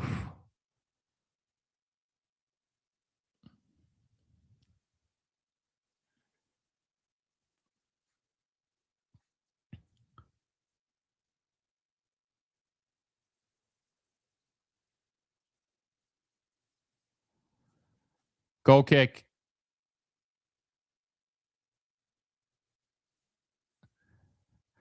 All right, that's in the first half. U.S. are up 2-0 over Australia after 45 minutes, guys. This is a very impressive game for the United States so far. I'm going to use the restroom real quick, so we're going to play a quick clip from our sponsor, FanDuel, our proud sponsor of the channel. But before I get into that, I want to ask you guys, what would you rate that first half performance by the United States, 1 through 10? And how would you rate the first half performance by Australia, 1 through 10, after the first 45? 1 being shit, 10 being perfect. How would you rate that first half performance by both of these teams? I'll be back very shortly, and our friend Scotty Gray should be joining us when I get back. Actually, he's here right now. Scotty, I'm doing a quick bathroom break. I'm going to let people give me their scores of the first half, 1 through 10 for both teams. I'm going to play a quick clip from our sponsor at FanDuel, then I'll be back. I'm going to get your opinion on the first half, all right? Let's do it. Hey, everyone. Quick word from our sponsor, FanDuel. If you're into soccer like I am, you already know how exciting La Liga, the Premier League, and MLS matches can get. With FanDuel, you can make it even more fun by placing bets on your favorite teams and matches across all 3 leagues. Whether it's a Premier League showdown, a La Liga thriller, or an MLS game with your local club, FanDuel makes it easy and exciting to bet on what you watch. Just remember, you have to be 21 years or older to play. Please bet responsibly and only if you're of legal age and in a state where it's allowed. Download the FanDuel app or head over to FanDuel.com, sign up, and get in on the action. Thanks for supporting the channel through FanDuel. You guys having some fun? I'm having some fun. What a start to not just this game, but the entire World Cup for the United States. I'm sure we'll be back in a second, but whew, it's getting a lot of fun in here. How you feeling, man?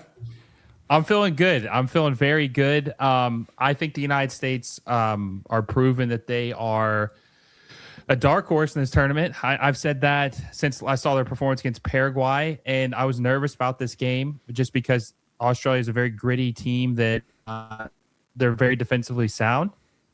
And we've outside of maybe like 10 minutes, I feel like we've had our way with them. Dude, absolutely. And, I think Australia is lucky that we don't have our full strength roster right now with Pulisic out. The team looks good. The counter press remains just so dominant. And even though they're not maybe at their absolute peak in terms of what they can do tactically without Christian Pulisic, they still have just so much flexibility and talent that they can just go earn a 2-0 lead at halftime against a really good defensive team. And by the way, if Australia comes out, like this could get ugly. I kind of think they're going to have to stay shuttered up because they have to worry about, qualifying for the next round. Couldn't have been a better start for the U.S. Okay, I'm going to ask you this, Scotty, but real quick before I ask you this, guys, let me know down below, make sure you guys like the stream down below at halftime. We got my friend Scotty Grays on here who covers Inter Miami, huge USMNT fan. But make sure you guys hit the like button down below. And I've read some of your comments. I'm going to ask Scotty the same question we always ask you guys at halftime. And I don't know if you answered this while I was in the bathroom, but every halftime, Scotty, and I think I asked you this like when we do Miami watch-alongs too, to rate the first half for both teams 1 through 10. 1 is absolutely horrible. 10 is perfect. What would you rate the U.S. and Australia separately 1 through 10 for their first half performance?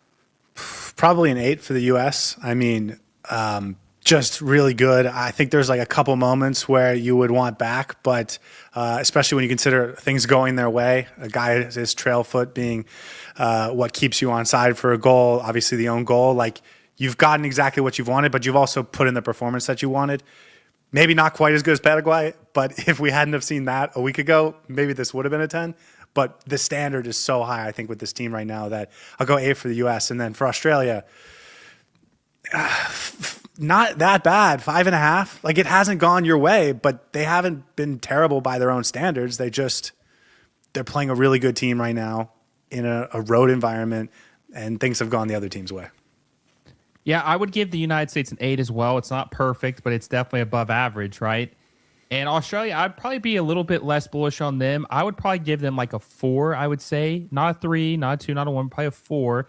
Just because I feel like they haven't let the wheels completely fall off. I mean, the own goal was, I don't want to say lucky, but, it's just, I would say it's more bad luck than good luck for us, for them, right? Australia. And then obviously the goal that Freeman scored, I don't want to say that they're lucky goals because I think you'll take any goal you can get, but it's not the conventional way teams are normally scoring. Australia just had some bad luck, bad positioning. But I do think overall they've been very defensively sound. In the first 20 minutes, we had no shots on goal. We had no shots. We had no shots in general. It was the deflection shot that got us the first goal. But at the end of the half, we finished. Take a guess. How many shots do you think we finished at the end of the half with? 5. 9. 9 shots. So 9. So we went from 0 the first 20 minutes to 9 by the end of the first half. We had 2 on target, and we had a 1.2 goal expected goal rate by the end of the half. You know what it is, though? If you're playing this Australia team, and we know what they are, they're going to be physical and they're going to be defensively sound.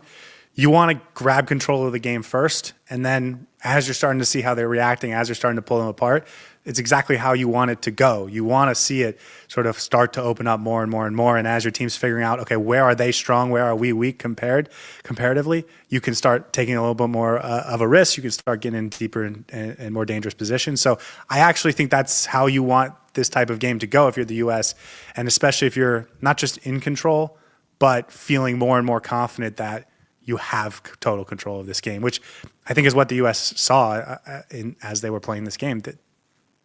They own this game right now, not just from the scoreline, but in the run of play. Yeah, I was nervous too when I saw Australia was going to, in fact, play the low block. I thought that they were going to make it very hard and it's going to be tough for us to score, especially with Pulisic out. Even though they were going to make, because Pepe was definitely a surprise star. I thought it was going to be Reina and not Pepe. But I thought it was going to be very, very low scoring. I'm talking maybe 1-0, maybe 2-1, maybe. But the fact we were able to get 2 goals on them in the first half, regardless of how they came about, on a team like Australia, it's really put them in a corner because they're just not a team that's going to go blow for blow for you and score in a score fest, right? So they're going to have to change the way they play, and I think they're going to have to play more open in the second half, which is going to give us more opportunities to score in the second half. I think it'll be very interesting to see how both teams adjust to this, because if the U.S. wins this game, especially if they win it by 2 goals, I think they're happy with that. And so we might see them sit off a little bit and kind of just control the game, control the clock, and maybe not go all out for a 4-0 victory. And then the same thing for Australia.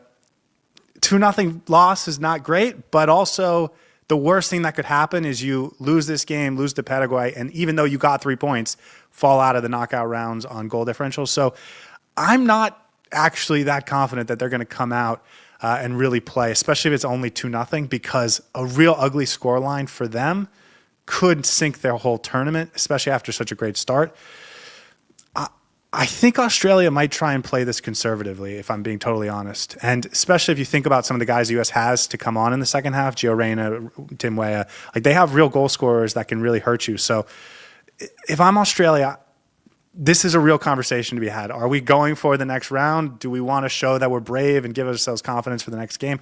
I think there's a real conversation and decision to be had in that locker room for Australia. So I'm not exactly sure how the second half's going to play out. Yeah, I do think that Australia's going to make some substitutions. I think Irankunda, which was a guy who was absolutely balled out in the first match against Turkey, will get subbed in. It's probably even after the half. I do see what you're saying about trying to keep it respectable as far as the goal scoring difference. But here's the problem, though. They did beat Turkey, but if Turkey beats Paraguay and then we beat Turkey, whatever, so we're already advancing if we win the same way, so it don't even really matter. But if Turkey beats Paraguay and then were to draw with us, they got 4 points, and then Paraguay were able to maybe get a draw against or maybe beat Australia by a certain amount of points, that they could be in trouble. They could still finish 4th even if they keep this game respectable as far as the loss, because they are losing. So that's why I would think that Australia would want to try to make the goal difference even smaller, or even maybe try to get that draw if they can. I know it's going to be tough, but we've already scored 2 goals even with them playing conservative with that low block. So I feel like this is where you have to go for it, or you could make a chance of just being too conservative, and placing yourself out of the group. This is a USMNT, stream, but a real gut check kind of conversation right now if you're Australia. Do you want to play it as safe as possible, or do you want to go prove yourselves? like I think if we were having an Australia stream right now, we'd be trying to like psych ourselves up to go try and win this game or make a comeback. Exactly. Versus, or do we play it safe and having that conversation? I think it'll be very interesting. You're right. Irankunda is maybe their guy. And I think even if he comes on at halftime, you can still play a conservative style, and maybe his best trait is going to be getting him out on the counters. So I wouldn't be surprised if he's fully healthy. I was kind of surprised he didn't start this game, but if he is fully healthy, coming on at halftime and then riding this out for 20 minutes. But again, if you're Australia, you're 1 point away from getting to the next round, and Paraguay is probably maybe the easiest opponent out of having one half to make a 2-0 comeback, or just getting a draw against Paraguay. Maybe you'd feel best about that. But I think we're going to learn a lot about Australia, actually, and how they come out in the second half. Gut check time for them, for sure. Yeah, so let me ask you this. Was there any players for the USMNT that you were disappointed with? Because I feel like the team collectively played pretty well, but was there anyone that you think was a little lackluster or wasn't as sharp? I don't say any player. I think there was a couple moments from, especially in and around the box, where they were if they were just a little cleaner, they could have created a real opportunity for themselves. But I think Balogun had some, but plenty of moments where they were really good that made up for it. So I wouldn't say anyone was like not clean on it in this game. I think everyone's playing pretty well. The touch is good. That during the hydration break where it looked like they rewet the field, it felt like everyone kind of had a cleaner touch after that. So no, I think the team is, again, everyone's playing really well. And I also think we get into the second half, we see some of these subs. You might even see a little bit more from this offense going to the second half. So you bring in Gio Reyna, I think you go back to what you had so much and had so effectively against Paraguay. And if Australia opens up, they could be in trouble. I think if I was nitpicking one thing for me is I think McKennie had a couple bad passes early in the game, but he kind of settled in more as the game progressed. But the one guy that I would say was the least noticeable in the entire starting 11 was probably Pepe. I feel like Balogun has definitely been more noticeable in the final third than him. Now, obviously, they're playing a low block. We're not expecting him to really do anything too crazy. He's had a couple passes, but I just feel like he hasn't been. I mean, think about it. They're different players, but he essentially is filling the role of Christian Pulisic right now, and you can just tell that it's a huge difference so far in this game. And it's not fair to compare the two, but I do notice it. Like, if I'm being honest, I know that Pepe has not been as dynamic as you would like him to be, and we know he's more of a playmaking striker, a forward. He's not like just a goal scorer. He can pass the ball, lay it off, and make runs off the ball. But I just think that he hasn't been as good as you would like, and that's probably why I would have liked to see Reyna start instead of him and place for Pulisic. So I'm hoping that if we do see a sub, to your point, I hope that Pepe probably comes off for Reyna. I would guess that would be the sub, depending on how this game is shaping up. But I think you would get more out of the offense that way. I think Pepe maybe isn't quite ready to be that playmaker like some of our other players are at this level right now. So for me, if I'm him, I want him to occupy the center backs. I want him to be sort of a threat that they have to keep occupied for and create the wide channels for. Serginho Dest, I think, has done a great job in this first half of taking advantage of that. Jedi a little bit more from that left side, but I think he's done a great job of forcing Australia to sit deeper on that right side than they've wanted to. So I think this is going to plan, man. I really do. Gio Reyna comes in and brings like a flexibility that allows you to attack a defense in a really dangerous way. But the two things that are coming to my mind is last time when we needed to go to a backup striker, we ended up with Jesus Ferreira on the field, and it certainly doesn't feel like that. And also, you look at some of these other national teams, and they're already switching things up for game 2, and the fact that we can make a rotation and still feel good about our performance and still be playing really well, that also makes me feel really good about sort of the depth and where this team can ultimately go. Not just the 11 starters, but they can kind of mix and match and change up our shape a little bit. So, I'm having a lot of fun, and I'm really loving this team right now. After watching that first half, aren't you glad that we took precautionary measures to make sure that Pulisic didn't play, let him rest? Yeah. I mean, he's going to be more useful down the stretch. I mean, I told a friend I spoke to yesterday, I said, why risk him in a second group stage game that you should win even without him? I'm not saying you should beat them badly, but you should win without them. Why risk him getting further injured when you could save him for when it really matters? Even if he was available in this game, I probably would have brought him 15 minutes off the bench just to keep him fresh. Maybe 40 if you needed him. But like I once we saw how serious it was, because when the game ended last week, it felt like, okay, they're just precautionary, he'll be fine, whatever. But as this week rolled on and I realized it might be a thing, it didn't feel like the right strategy to start him. And if he was healthy and he started this game, I might have taken him off at halftime if you were up 2-0. So yeah, I'm a big fan of playing the long game, because I think this team has maybe a pretty long tournament run in them, especially if they play like this. Okay, so second half's about to start. Let me ask you, what is your second half score prediction for this game? It's 2-0 right now. I think they're going to win 4-1. I think Australia is going to come out. I think the U.S. is going to hit them hard in the second half. So you do think they're going to go for it? Yeah, you talked me into it. I think they are going to go for it. I feel like they have to. The U.S. are going to make them pay. Yeah, I feel like they have to, because if they don't, they're putting all they're putting their destiny into hopefully Paraguay losing to Turkey and Turkey losing to the United States, and then them having to beat Paraguay. They're just too much. They need to get this goal difference as little as they possibly can. And not just that, you know what? If you're them, even if you lose by 6 goals today or 10 goals today, you still control your own destiny if you can go take care of business against Paraguay. So that's true. Yeah, I think this is a confidence building thing for them. I think they're going to go for it. Adversity, right? And they are making substitutions. It looks like Irankunda is coming in. It looks like possibly. I can't tell if that's him or not. Maybe that isn't him. No, I guess he's not coming in. I haven't seen Irankunda come in. Yeah, I think that the United States are going to win 3-0. I think that they're going to get one more. I do think that Australia is definitely going to put some pressure on them in the second half. I'm curious what you guys think, if you think that what the second half score prediction is going to be for this Australia and USA game. But Scotty, I appreciate you hopping on, my friend. Enjoy the second half. Let's hope it's a good one for the United States, and hopefully we seal our fate for the group. Okay, so Irankunda is coming in.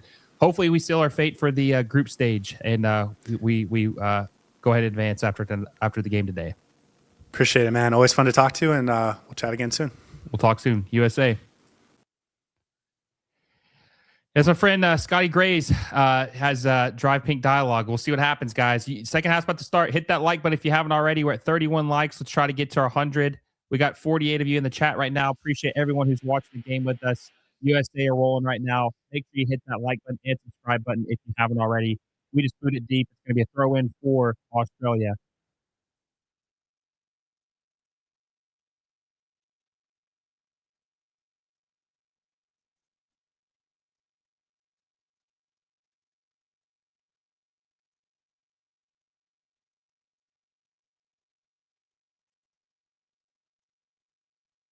Wow.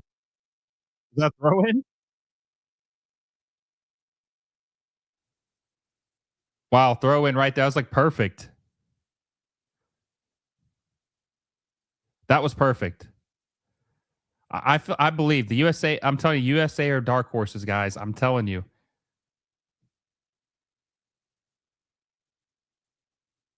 Irankunda for Torre. You know what's so funny? It translates your comment, Mr. I guess Irankunda means I love you in whatever native language. I don't know what language that is, but Irankunda means I love you. Because on my YouTube it says I love you, love for you, Torre. I hate how everyone just punts it kickoffs into the corner. Yeah, Australia keep playing 5-4-1 with just one striker. Yeah, but they got Irankunda in there. I think he's going to be an issue with the pace. I think he could be an issue with the pace.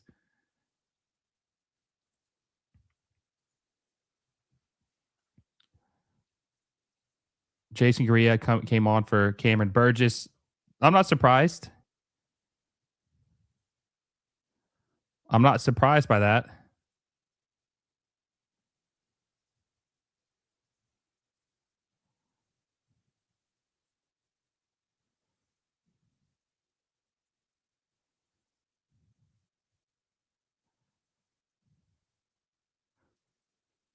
I'm just happy we didn't look completely bad without Pulisic.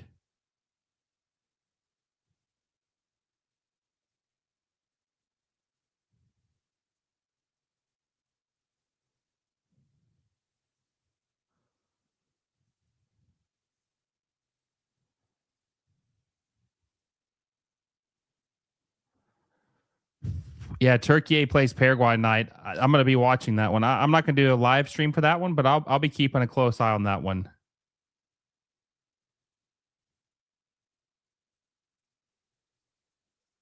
Very late game tonight.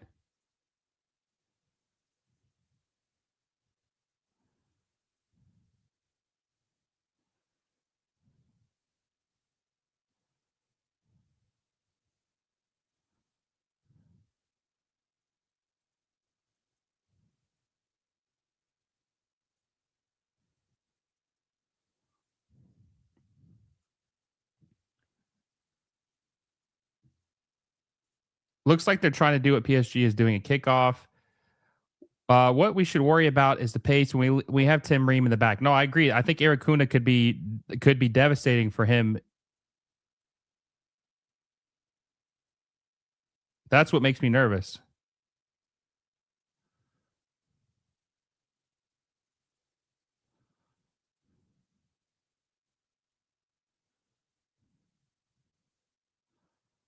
That's what makes me nervous, though.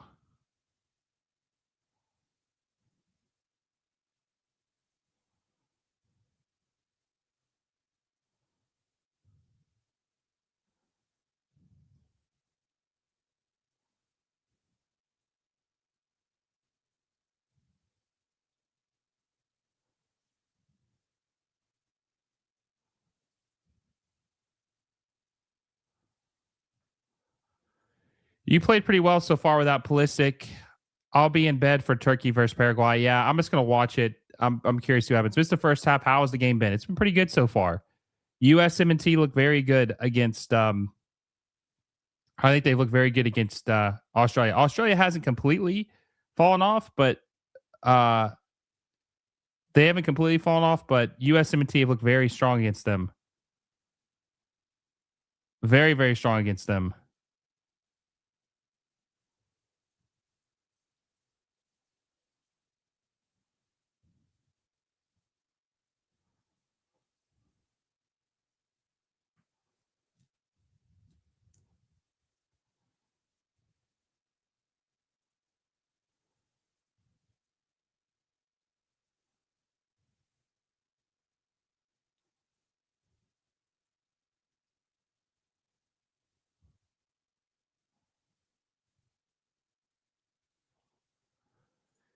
Saying that Torre is no slouch.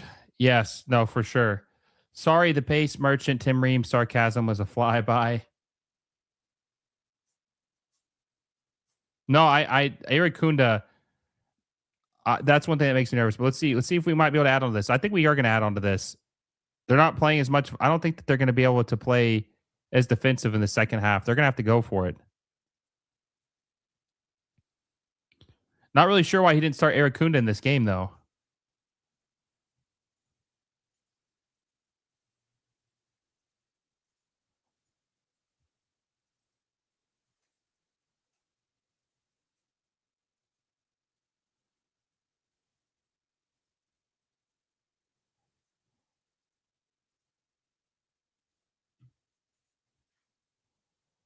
Out wide.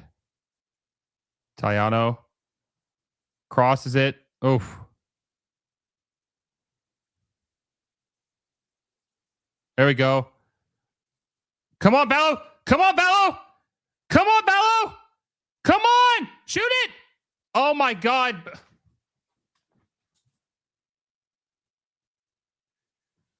Oh, my God, Ballo. Oh, my God. That was a golden opportunity. Come on.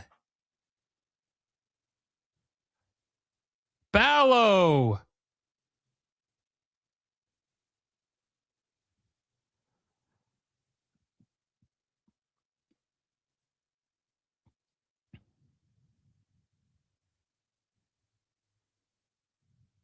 Come on.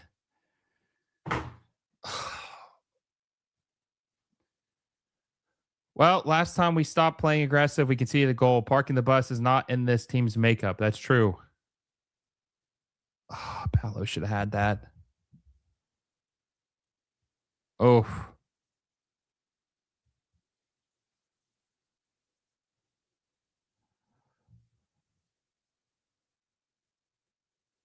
Bad pass by Irankunda.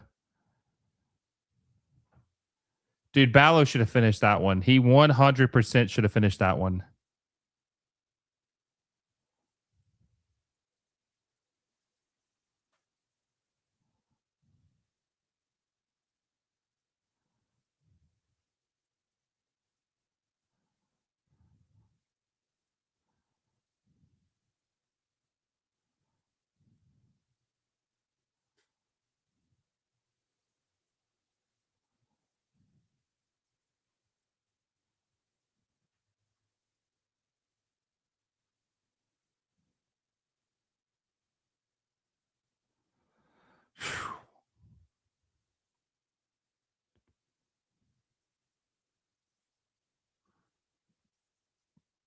Ballo should have scored there.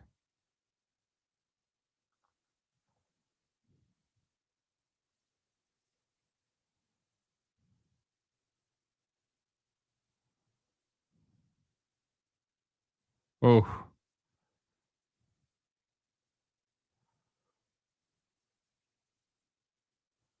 Ballo's got another bump on the head.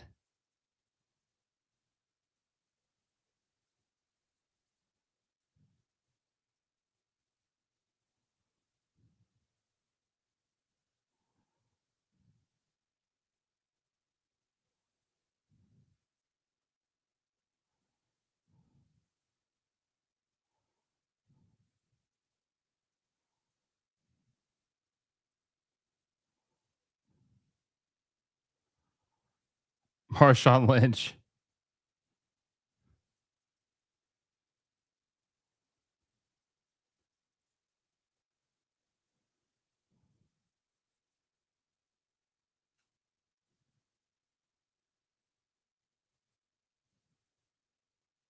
Oh my gosh.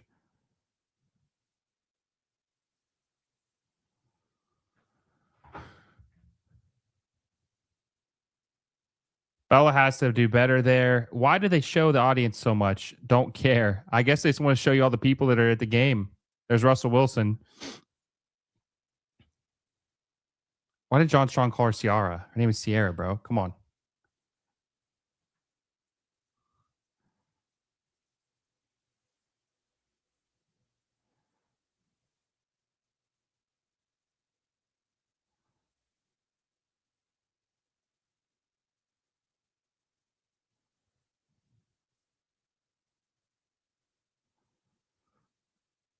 Oh.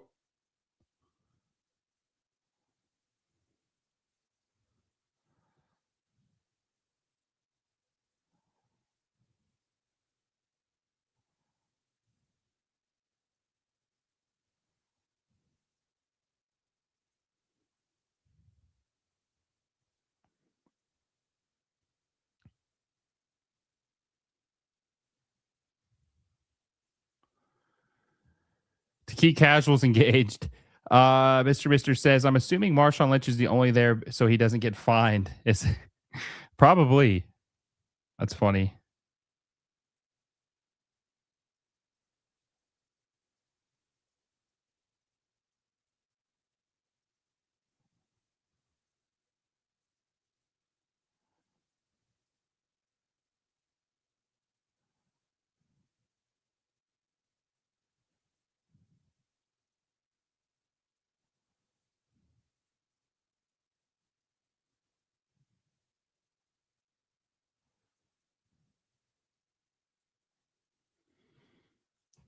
The commentator in Spanish was also mad at that too. Why do the people show that anyone else know? That's why someone showed someone earlier. I didn't even know who they were. It wasn't like a disrespecting. I genuinely didn't know who the person was they showed.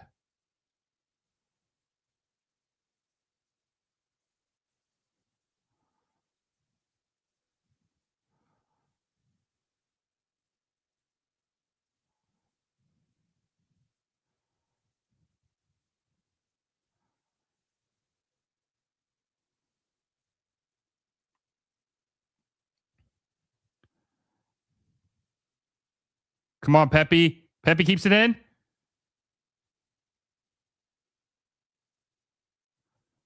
Come on, Pepe.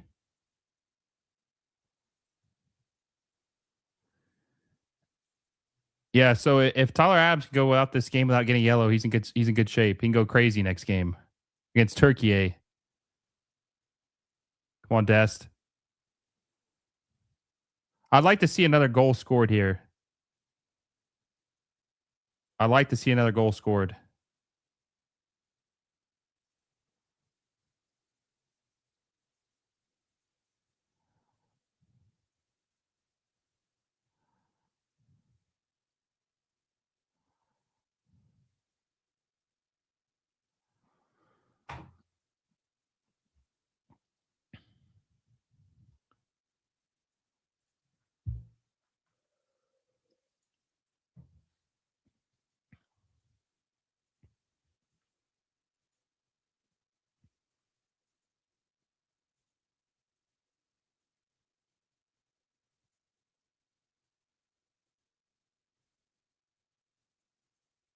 I do want to see some subs though. So, Irankunda beat Ream. You know, hopefully that doesn't happen anymore in this game. Hopefully it doesn't happen anymore in this game. I recognize most of these celebs watching apart from the NFL or NBA guys. There's a couple of guys I didn't recognize at all.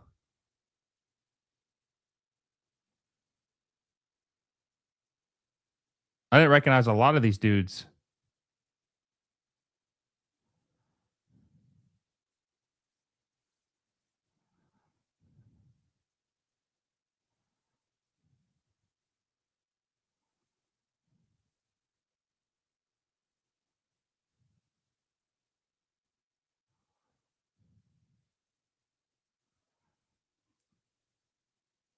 I do. You know what I do wonder though, guys? I wonder if the performance that Australia had against Turkey kind of like used all their capital on that performance. You know what I'm saying?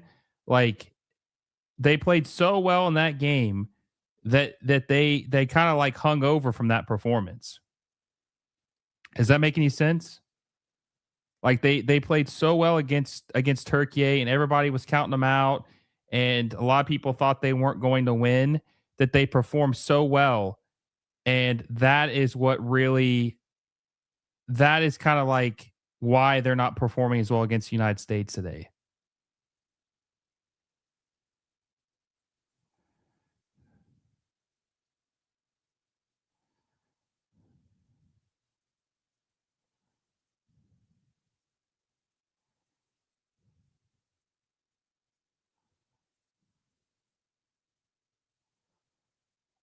Maybe I'm wrong though, but it just feels like maybe that they used all their capital. They act like they won the tournament because of them beating Turkey, which was a huge upset at the time, right? But it feels like maybe they've used all that capital on that performance. Another substitution for Australia. We haven't seen any substitutions for us so far.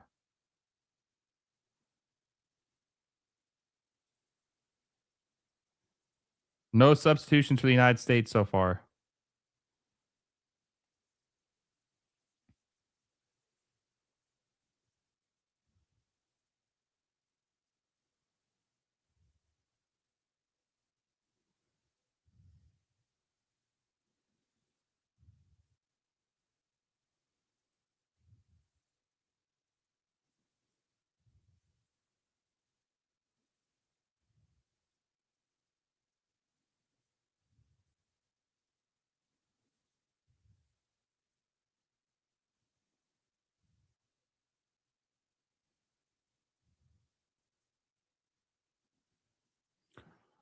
Oh, Ballo, come on.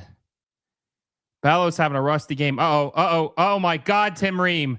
Oh my God, Tim Ream just got cooked. Oh, did you see the pace demon right there on Ream? Dude, Tim Ream just got fucking blown out.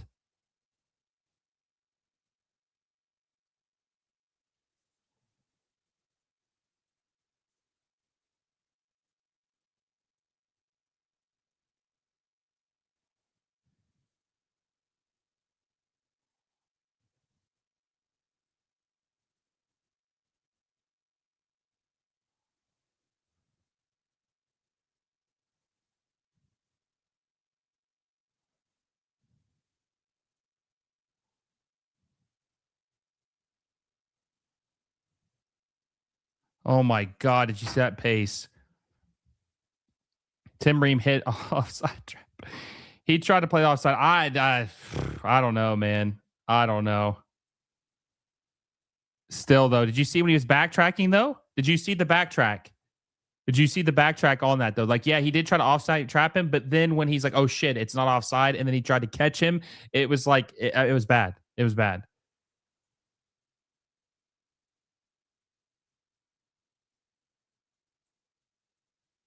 I told Tack when he came on the channel, I said the United States are going to have to score more goals than their opponent.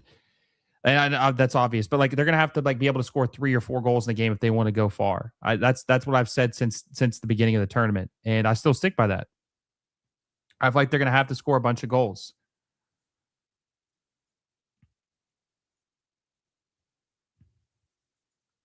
Oh, come on, Ballo. Oh, bad luck. He never tried to catch, in my opinion. Richards covered it. I don't know, man. He was trailing a little bit. He was trailing a little bit. He was trailing a little bit.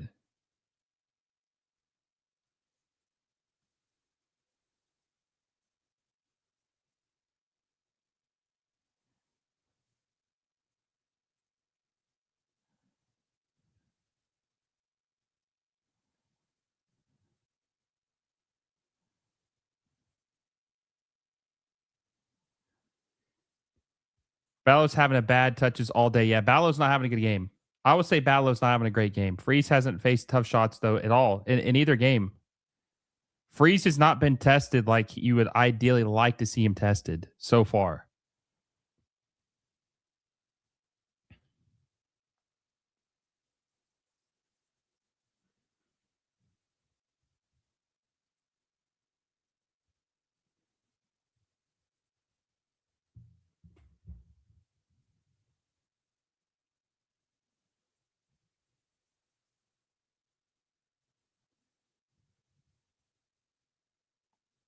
Uh-oh. Oof. Okay, good save by Matt Freeze.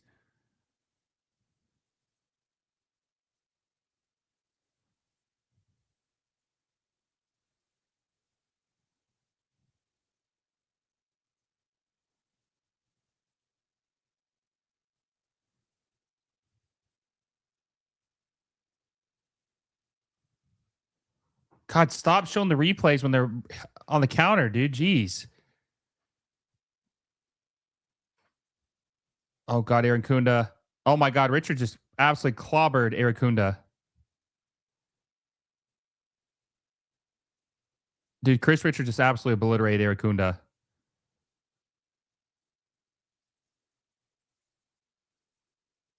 Can Ballo keep it in? Erasing Reem and Suarez would be ugly to watch. The snail and the turtle. That is funny. That's funny as hell. I think that might have been a flop. That might have been a flop. I don't think Chris Richards really bodied him like that. I think Irankunda had flopped right there.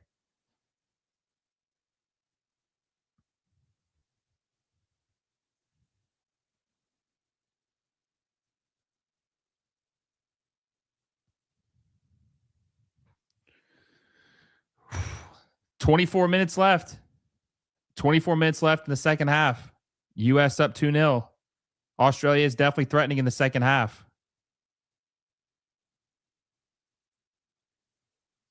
Yeah, so the hydration break soon. We need to get some subs in. I mean, I love the starting 11. Obviously, this is like the ideal, but we got to get some guys rested. I know they had a week off, but I mean, Australia's got they got like 5 guys on. We need to get some fresh legs in the game. Richards just outmuscled Irankunda there. He did.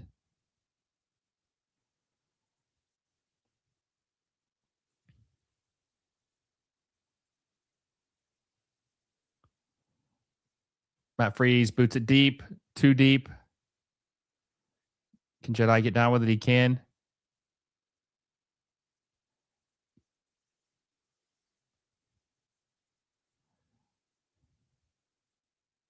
Dest lays off the Freeman.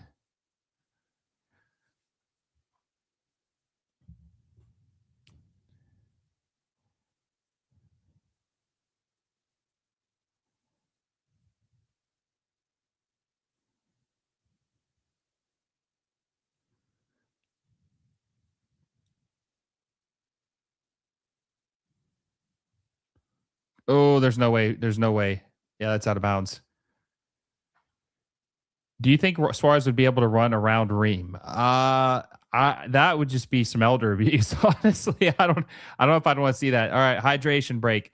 Let's get some subs in here. Let's see Reyna.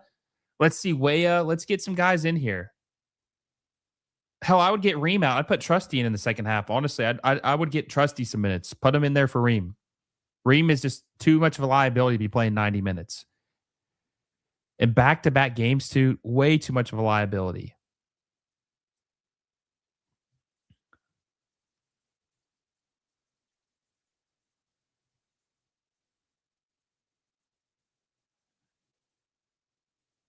We desperately need some fresh legs.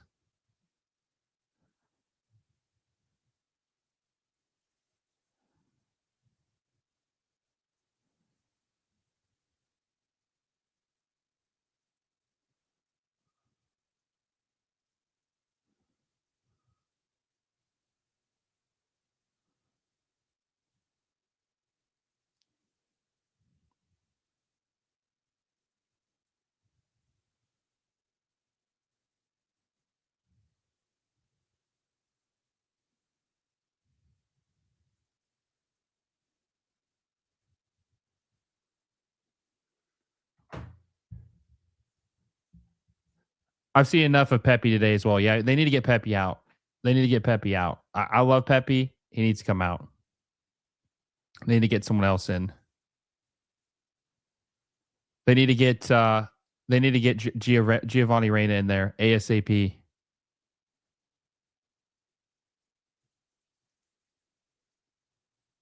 ASAP.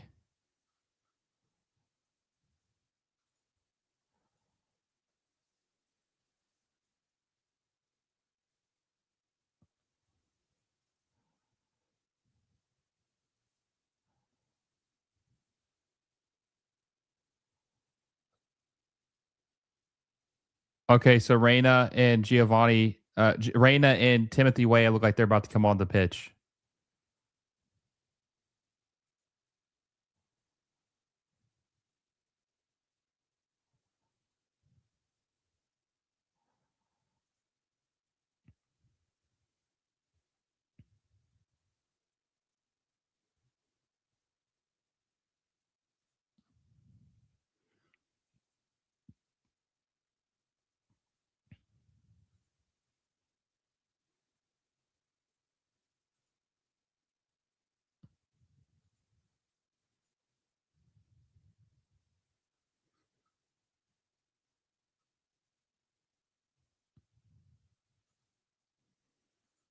Reyna for Pepe.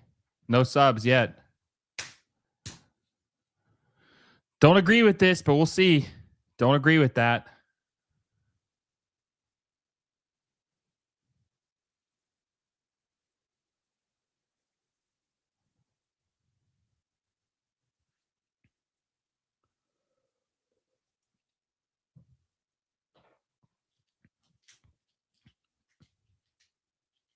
Do you need a video editor? I maybe. I'm jealous that people scoring free tickets to a World Cup games and they're not even a fan of the game. Yeah, that's true.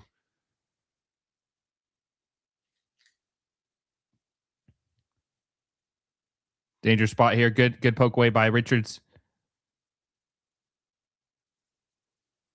Pepe. Freeman boots it deep. Out of bounds. Going to be a throw in for US.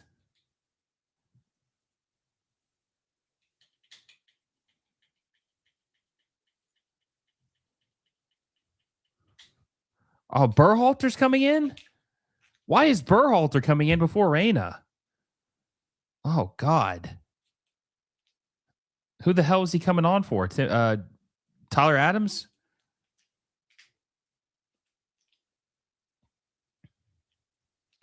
Why is Reyna not playing?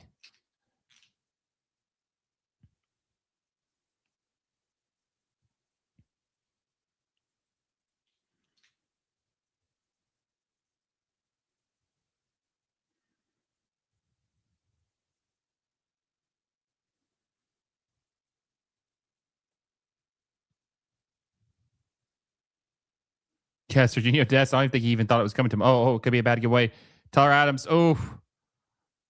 Good defending by Tyler Adams, but they keep possession. Come on, Jedi. Boot that. They're going to let play on.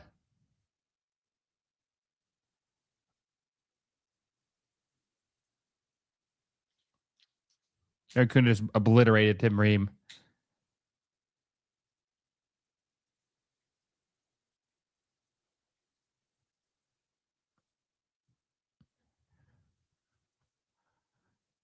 Seb's coming in on in a minute. Yeah, I don't agree with that. I think that's a bad move. Irankunda gave one back.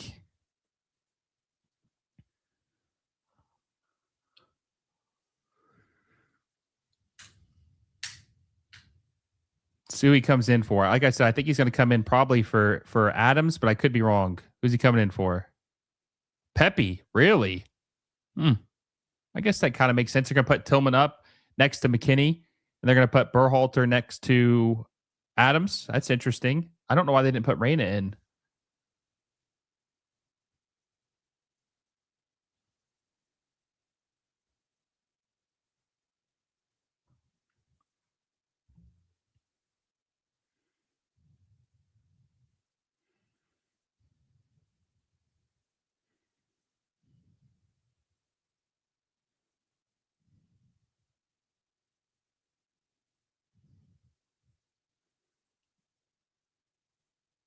Chippy.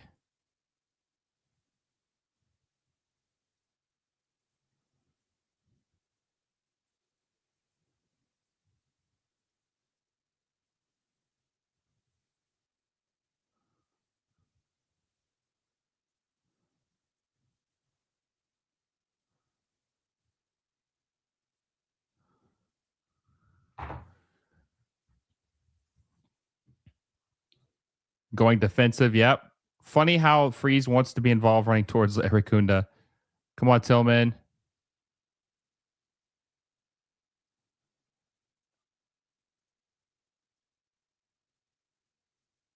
Bad pass by Berhalter. Good Lord, bad pass. Hopefully we don't have another Reyna benching controversy this World Cup. And especially, I thought he was going to play, especially with that goal he scored against Paraguay. I thought he was going to get some minutes. How about I edit one of your raw clips to sample send it to you later if you like it? Then we can have a sure, no problem. Just DM me on Instagram.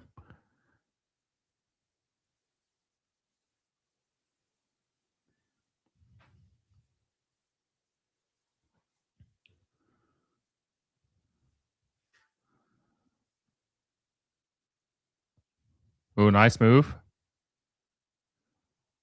Oh, that could have been dangerous.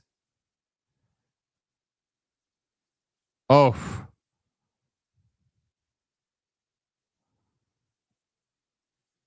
We're playing a little concerning now.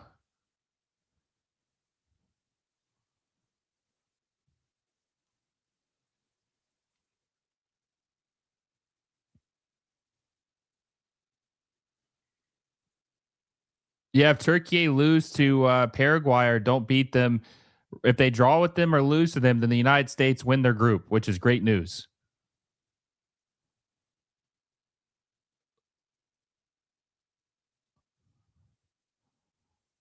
Oh. Just booed away by, I think it's McKennie. Yeah, U.S. is looking gassed. Who's subbing out? Who's coming in?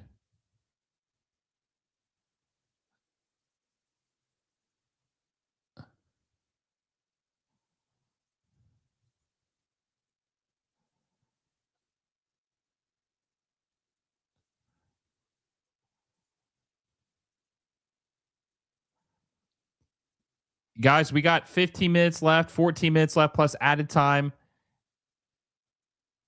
2-0 US lead. We got 41 likes. Guys, hit the like button down below if you haven't already. Help us out.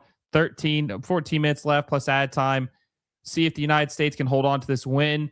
Also, hit that subscribe button if you haven't already. We're trying to get to 15K like we talked about. We're 1,675 away from 15,000. Our goal is to hit that number by the end of the World Cup. We have 1 month to reach our goal and plenty more games to watch. So, guys, make sure you subscribe if you haven't already. No other subs for us. I know. I have no idea what's going on. I don't understand what Poach is doing.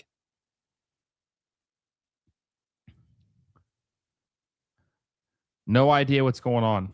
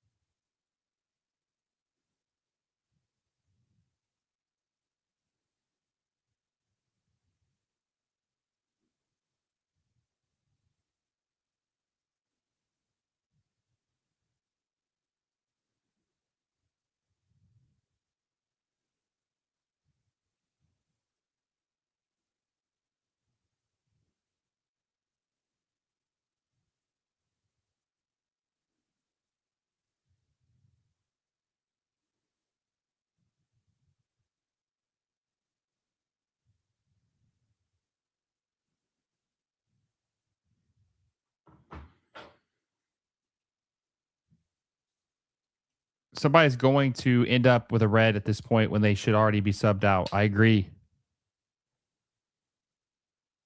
Or get injured. Is that Freeman again in the head? Dude. Bro. Someone's going to get a concussion. I'm telling you right now. Game could use a goal now, maybe 3-1. Well, we'll see.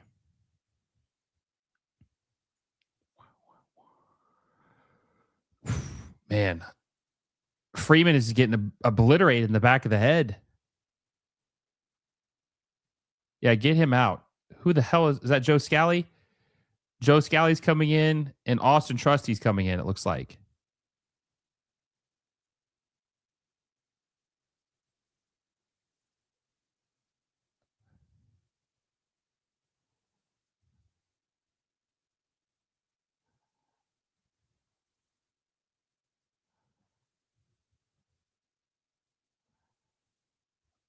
So Robinson's coming out for Joe Scally. And Trusty's coming in for hopefully to God Tim Ream.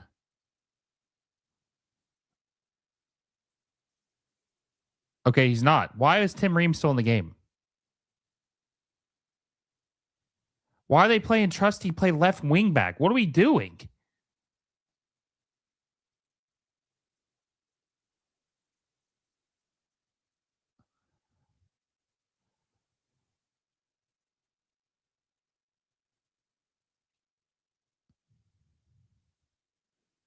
Very nerve-wracking here.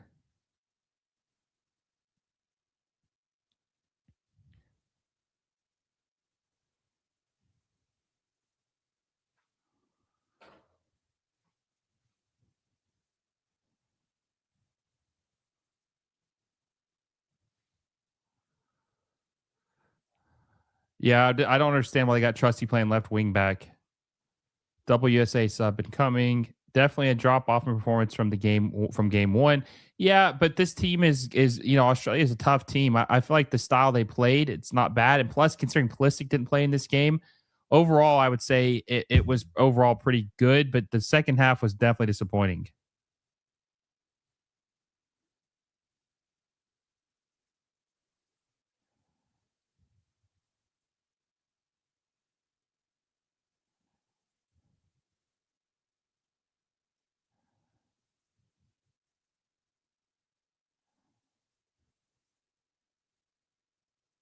Oh,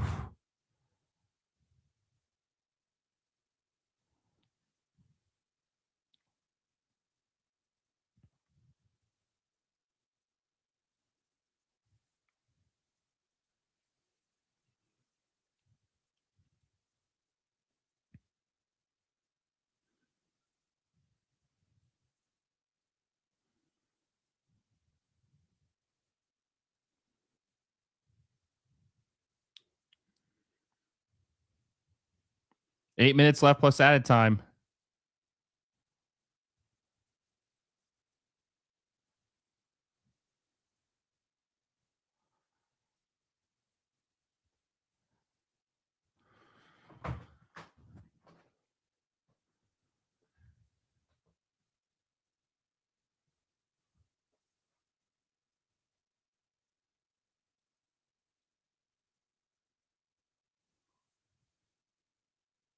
Oh, that could have been dangerous. Uh-oh.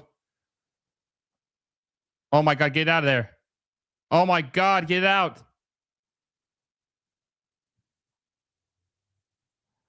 God, we look wounded.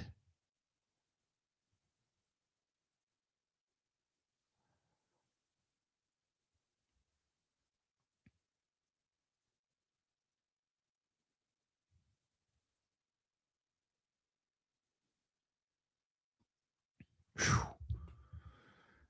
Trusty is on just to defend at this point. That's true. We don't know how to just clear it. I mean, we're playing very, very scared right now. No, it's not a penalty on. That's not a penalty on Chris Richards. That's definitely not a penalty on Chris Richards.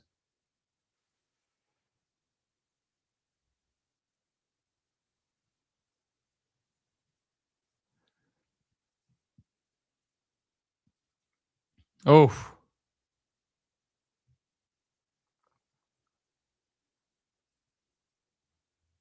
Oh no. Oh God, that could have been a good chance. Oh my God. Whoo. That was close. That was close. Oh my God, that was close.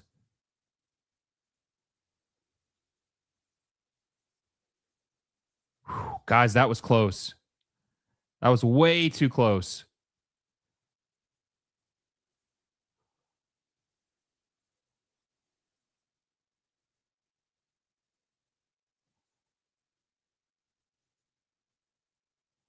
That was way too close.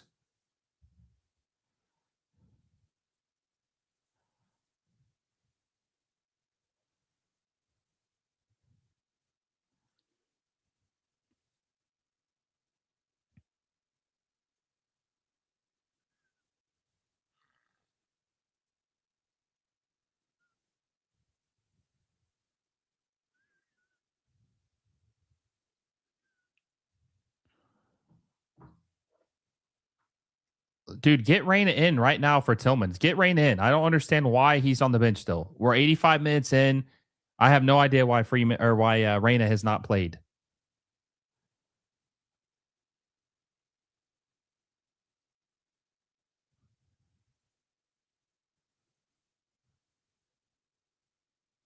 Yeah, Souttar and Ballo going at it.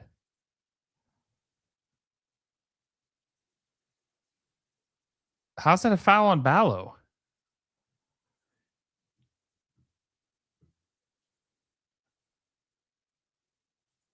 They keep trying to play out it instead of just kicking it deep.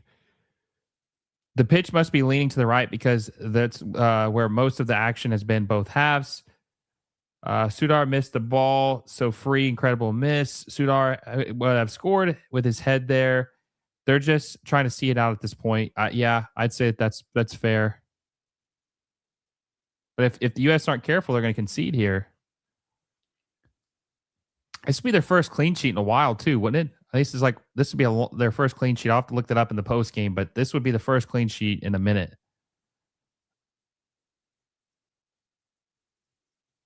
Oh my God, dude, they are just like knocking on the door.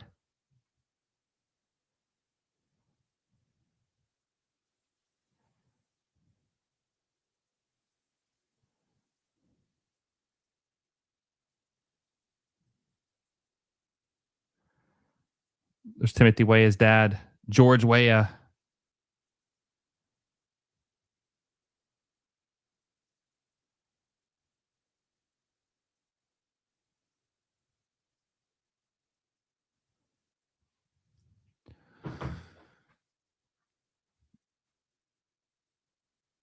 Yeah, Balogun's gonna get in trouble here.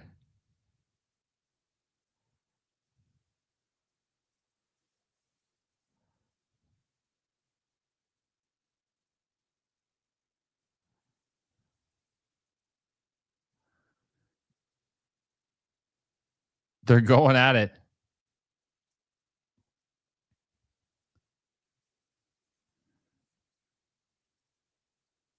What's going on now? I tell you what, the cameraman should be fired. I mean, he's missed everything.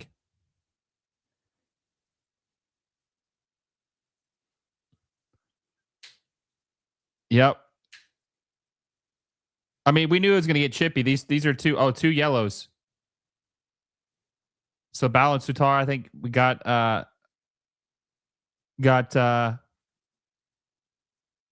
they both got yellow. Souttar and Balo both get yellows. Let's see what actually happened.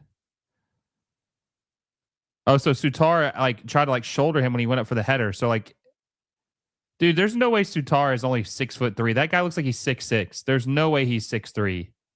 There's no way he's 6'3". He's got to be like 6'6". Let's see. Yeah, he is 6'6". I was say there's no. I thought they said earlier he was like 6'3". I'm like, there's no way he's 6'3". He's way bigger than that.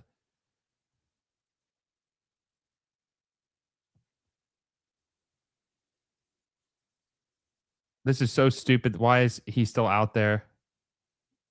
The Irankunda foul, Joe Scally.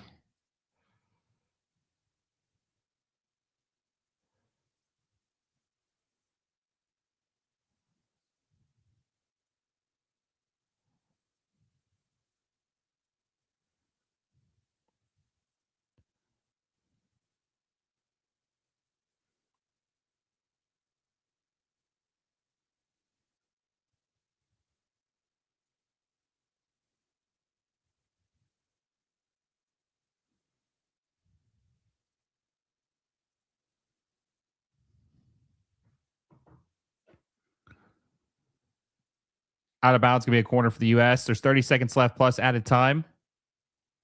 This is why I'm glad Fox is not the primary coverage for MLS anymore. So second rate. They are terrible. I do wish it was on ESPN still, but ESPN obviously have given some poor treatment to soccer, so maybe I'm glad. We just don't really have a good outlet to cover it, honestly. Unfortunately. 7 minutes? Yeah, I'd say 6.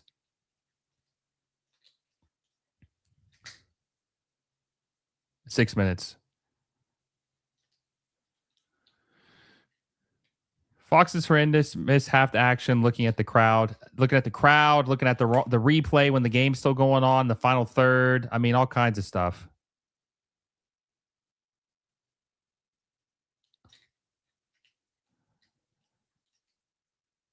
Yeah, Australia is just getting chippy now. They're not even trying to get the result. They're just trying to get physical. Oh, nice move. Oh my God, Trusty. Oh my God. Horrible cross by Italiano. Good God. That definitely crossed the line. Why is that still in play? I'd say that definitely crossed. Dude, that definitely crossed the line. I don't want to see that. Come on.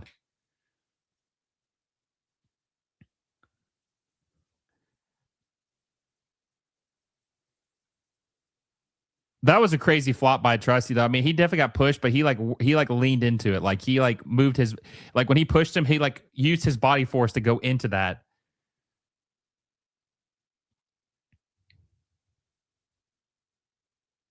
Chris Richards card.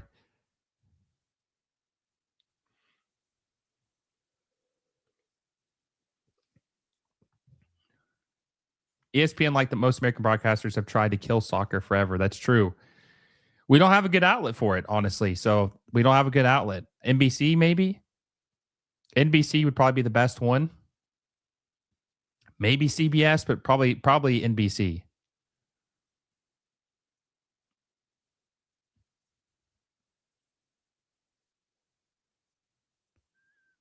Oh, nice pass from Berhalter. Come on, Tillman. Come on, Ballo. Oh my God, too much on it. That was a golden opportunity. Oh my God.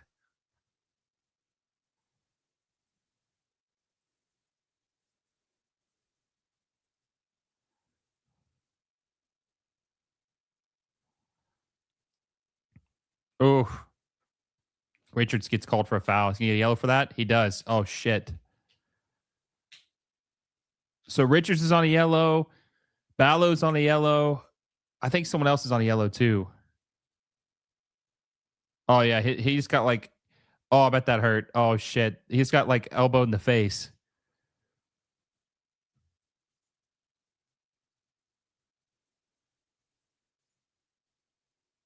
Oh shit, the ref is down.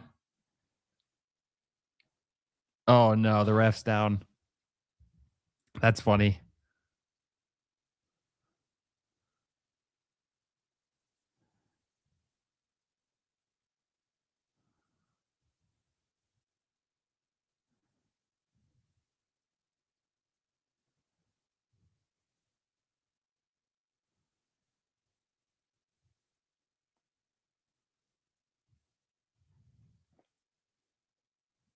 I cannot believe that the ref has a cramp and now we're going to have an extra 3 minutes. What is life? What is life? It's just so crazy.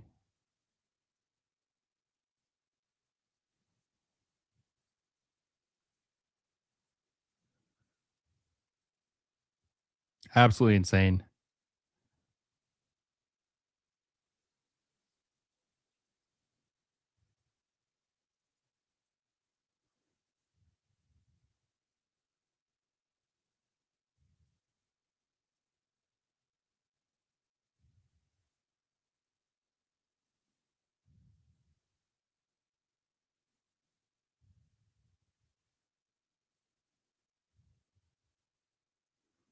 Absolutely crazy. Hell, this game's going to be like plus 10 minutes. 10 minutes of ad time.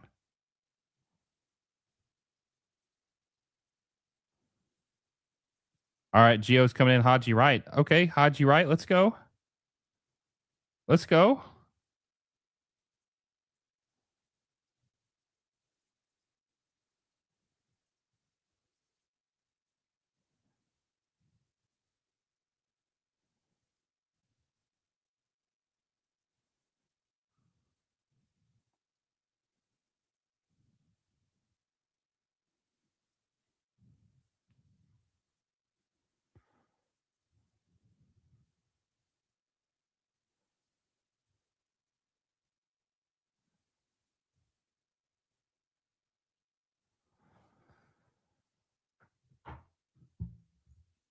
The girl ref is going to have her debut. All right. Haji Wright's coming in for Ballo, thank God. And then Gio's probably coming in for Tillman. If I was a betting man, I'd say that he's coming in for Tillman. We'll see. Masterclass by Pochettino.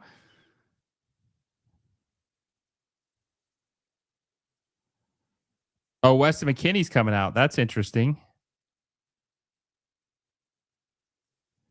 Very interesting.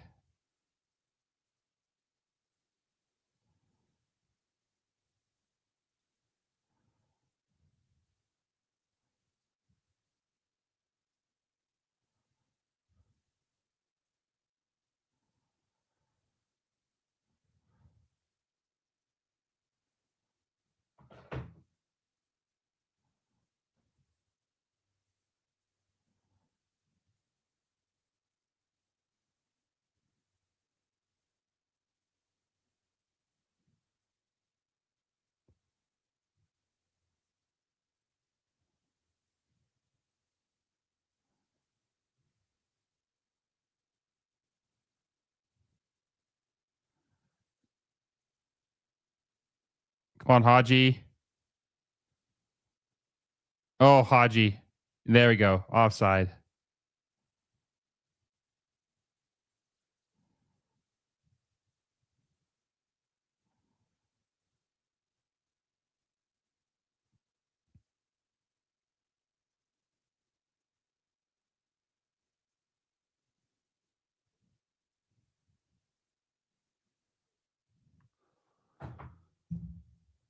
US is like, if you played like that, then we'll score another goal on you. Yeah. Imagine being a ref getting hurt during a game. What are the odds of that, right? All right, we're currently 1 minute over the added time allotment. We'll see what happens.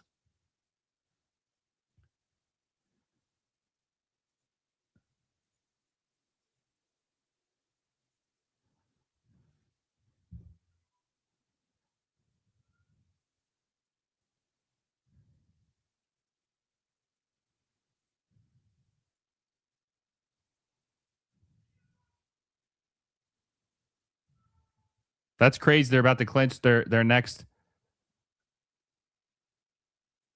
That's crazy that they're going to get their. That's it. The United States have clinched their spot out of the group stage in 2 games for the first time ever.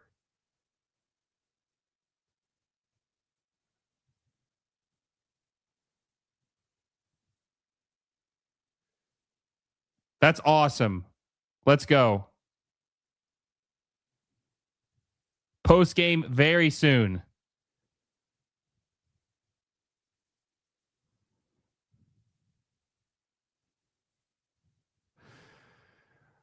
That's awesome, guys.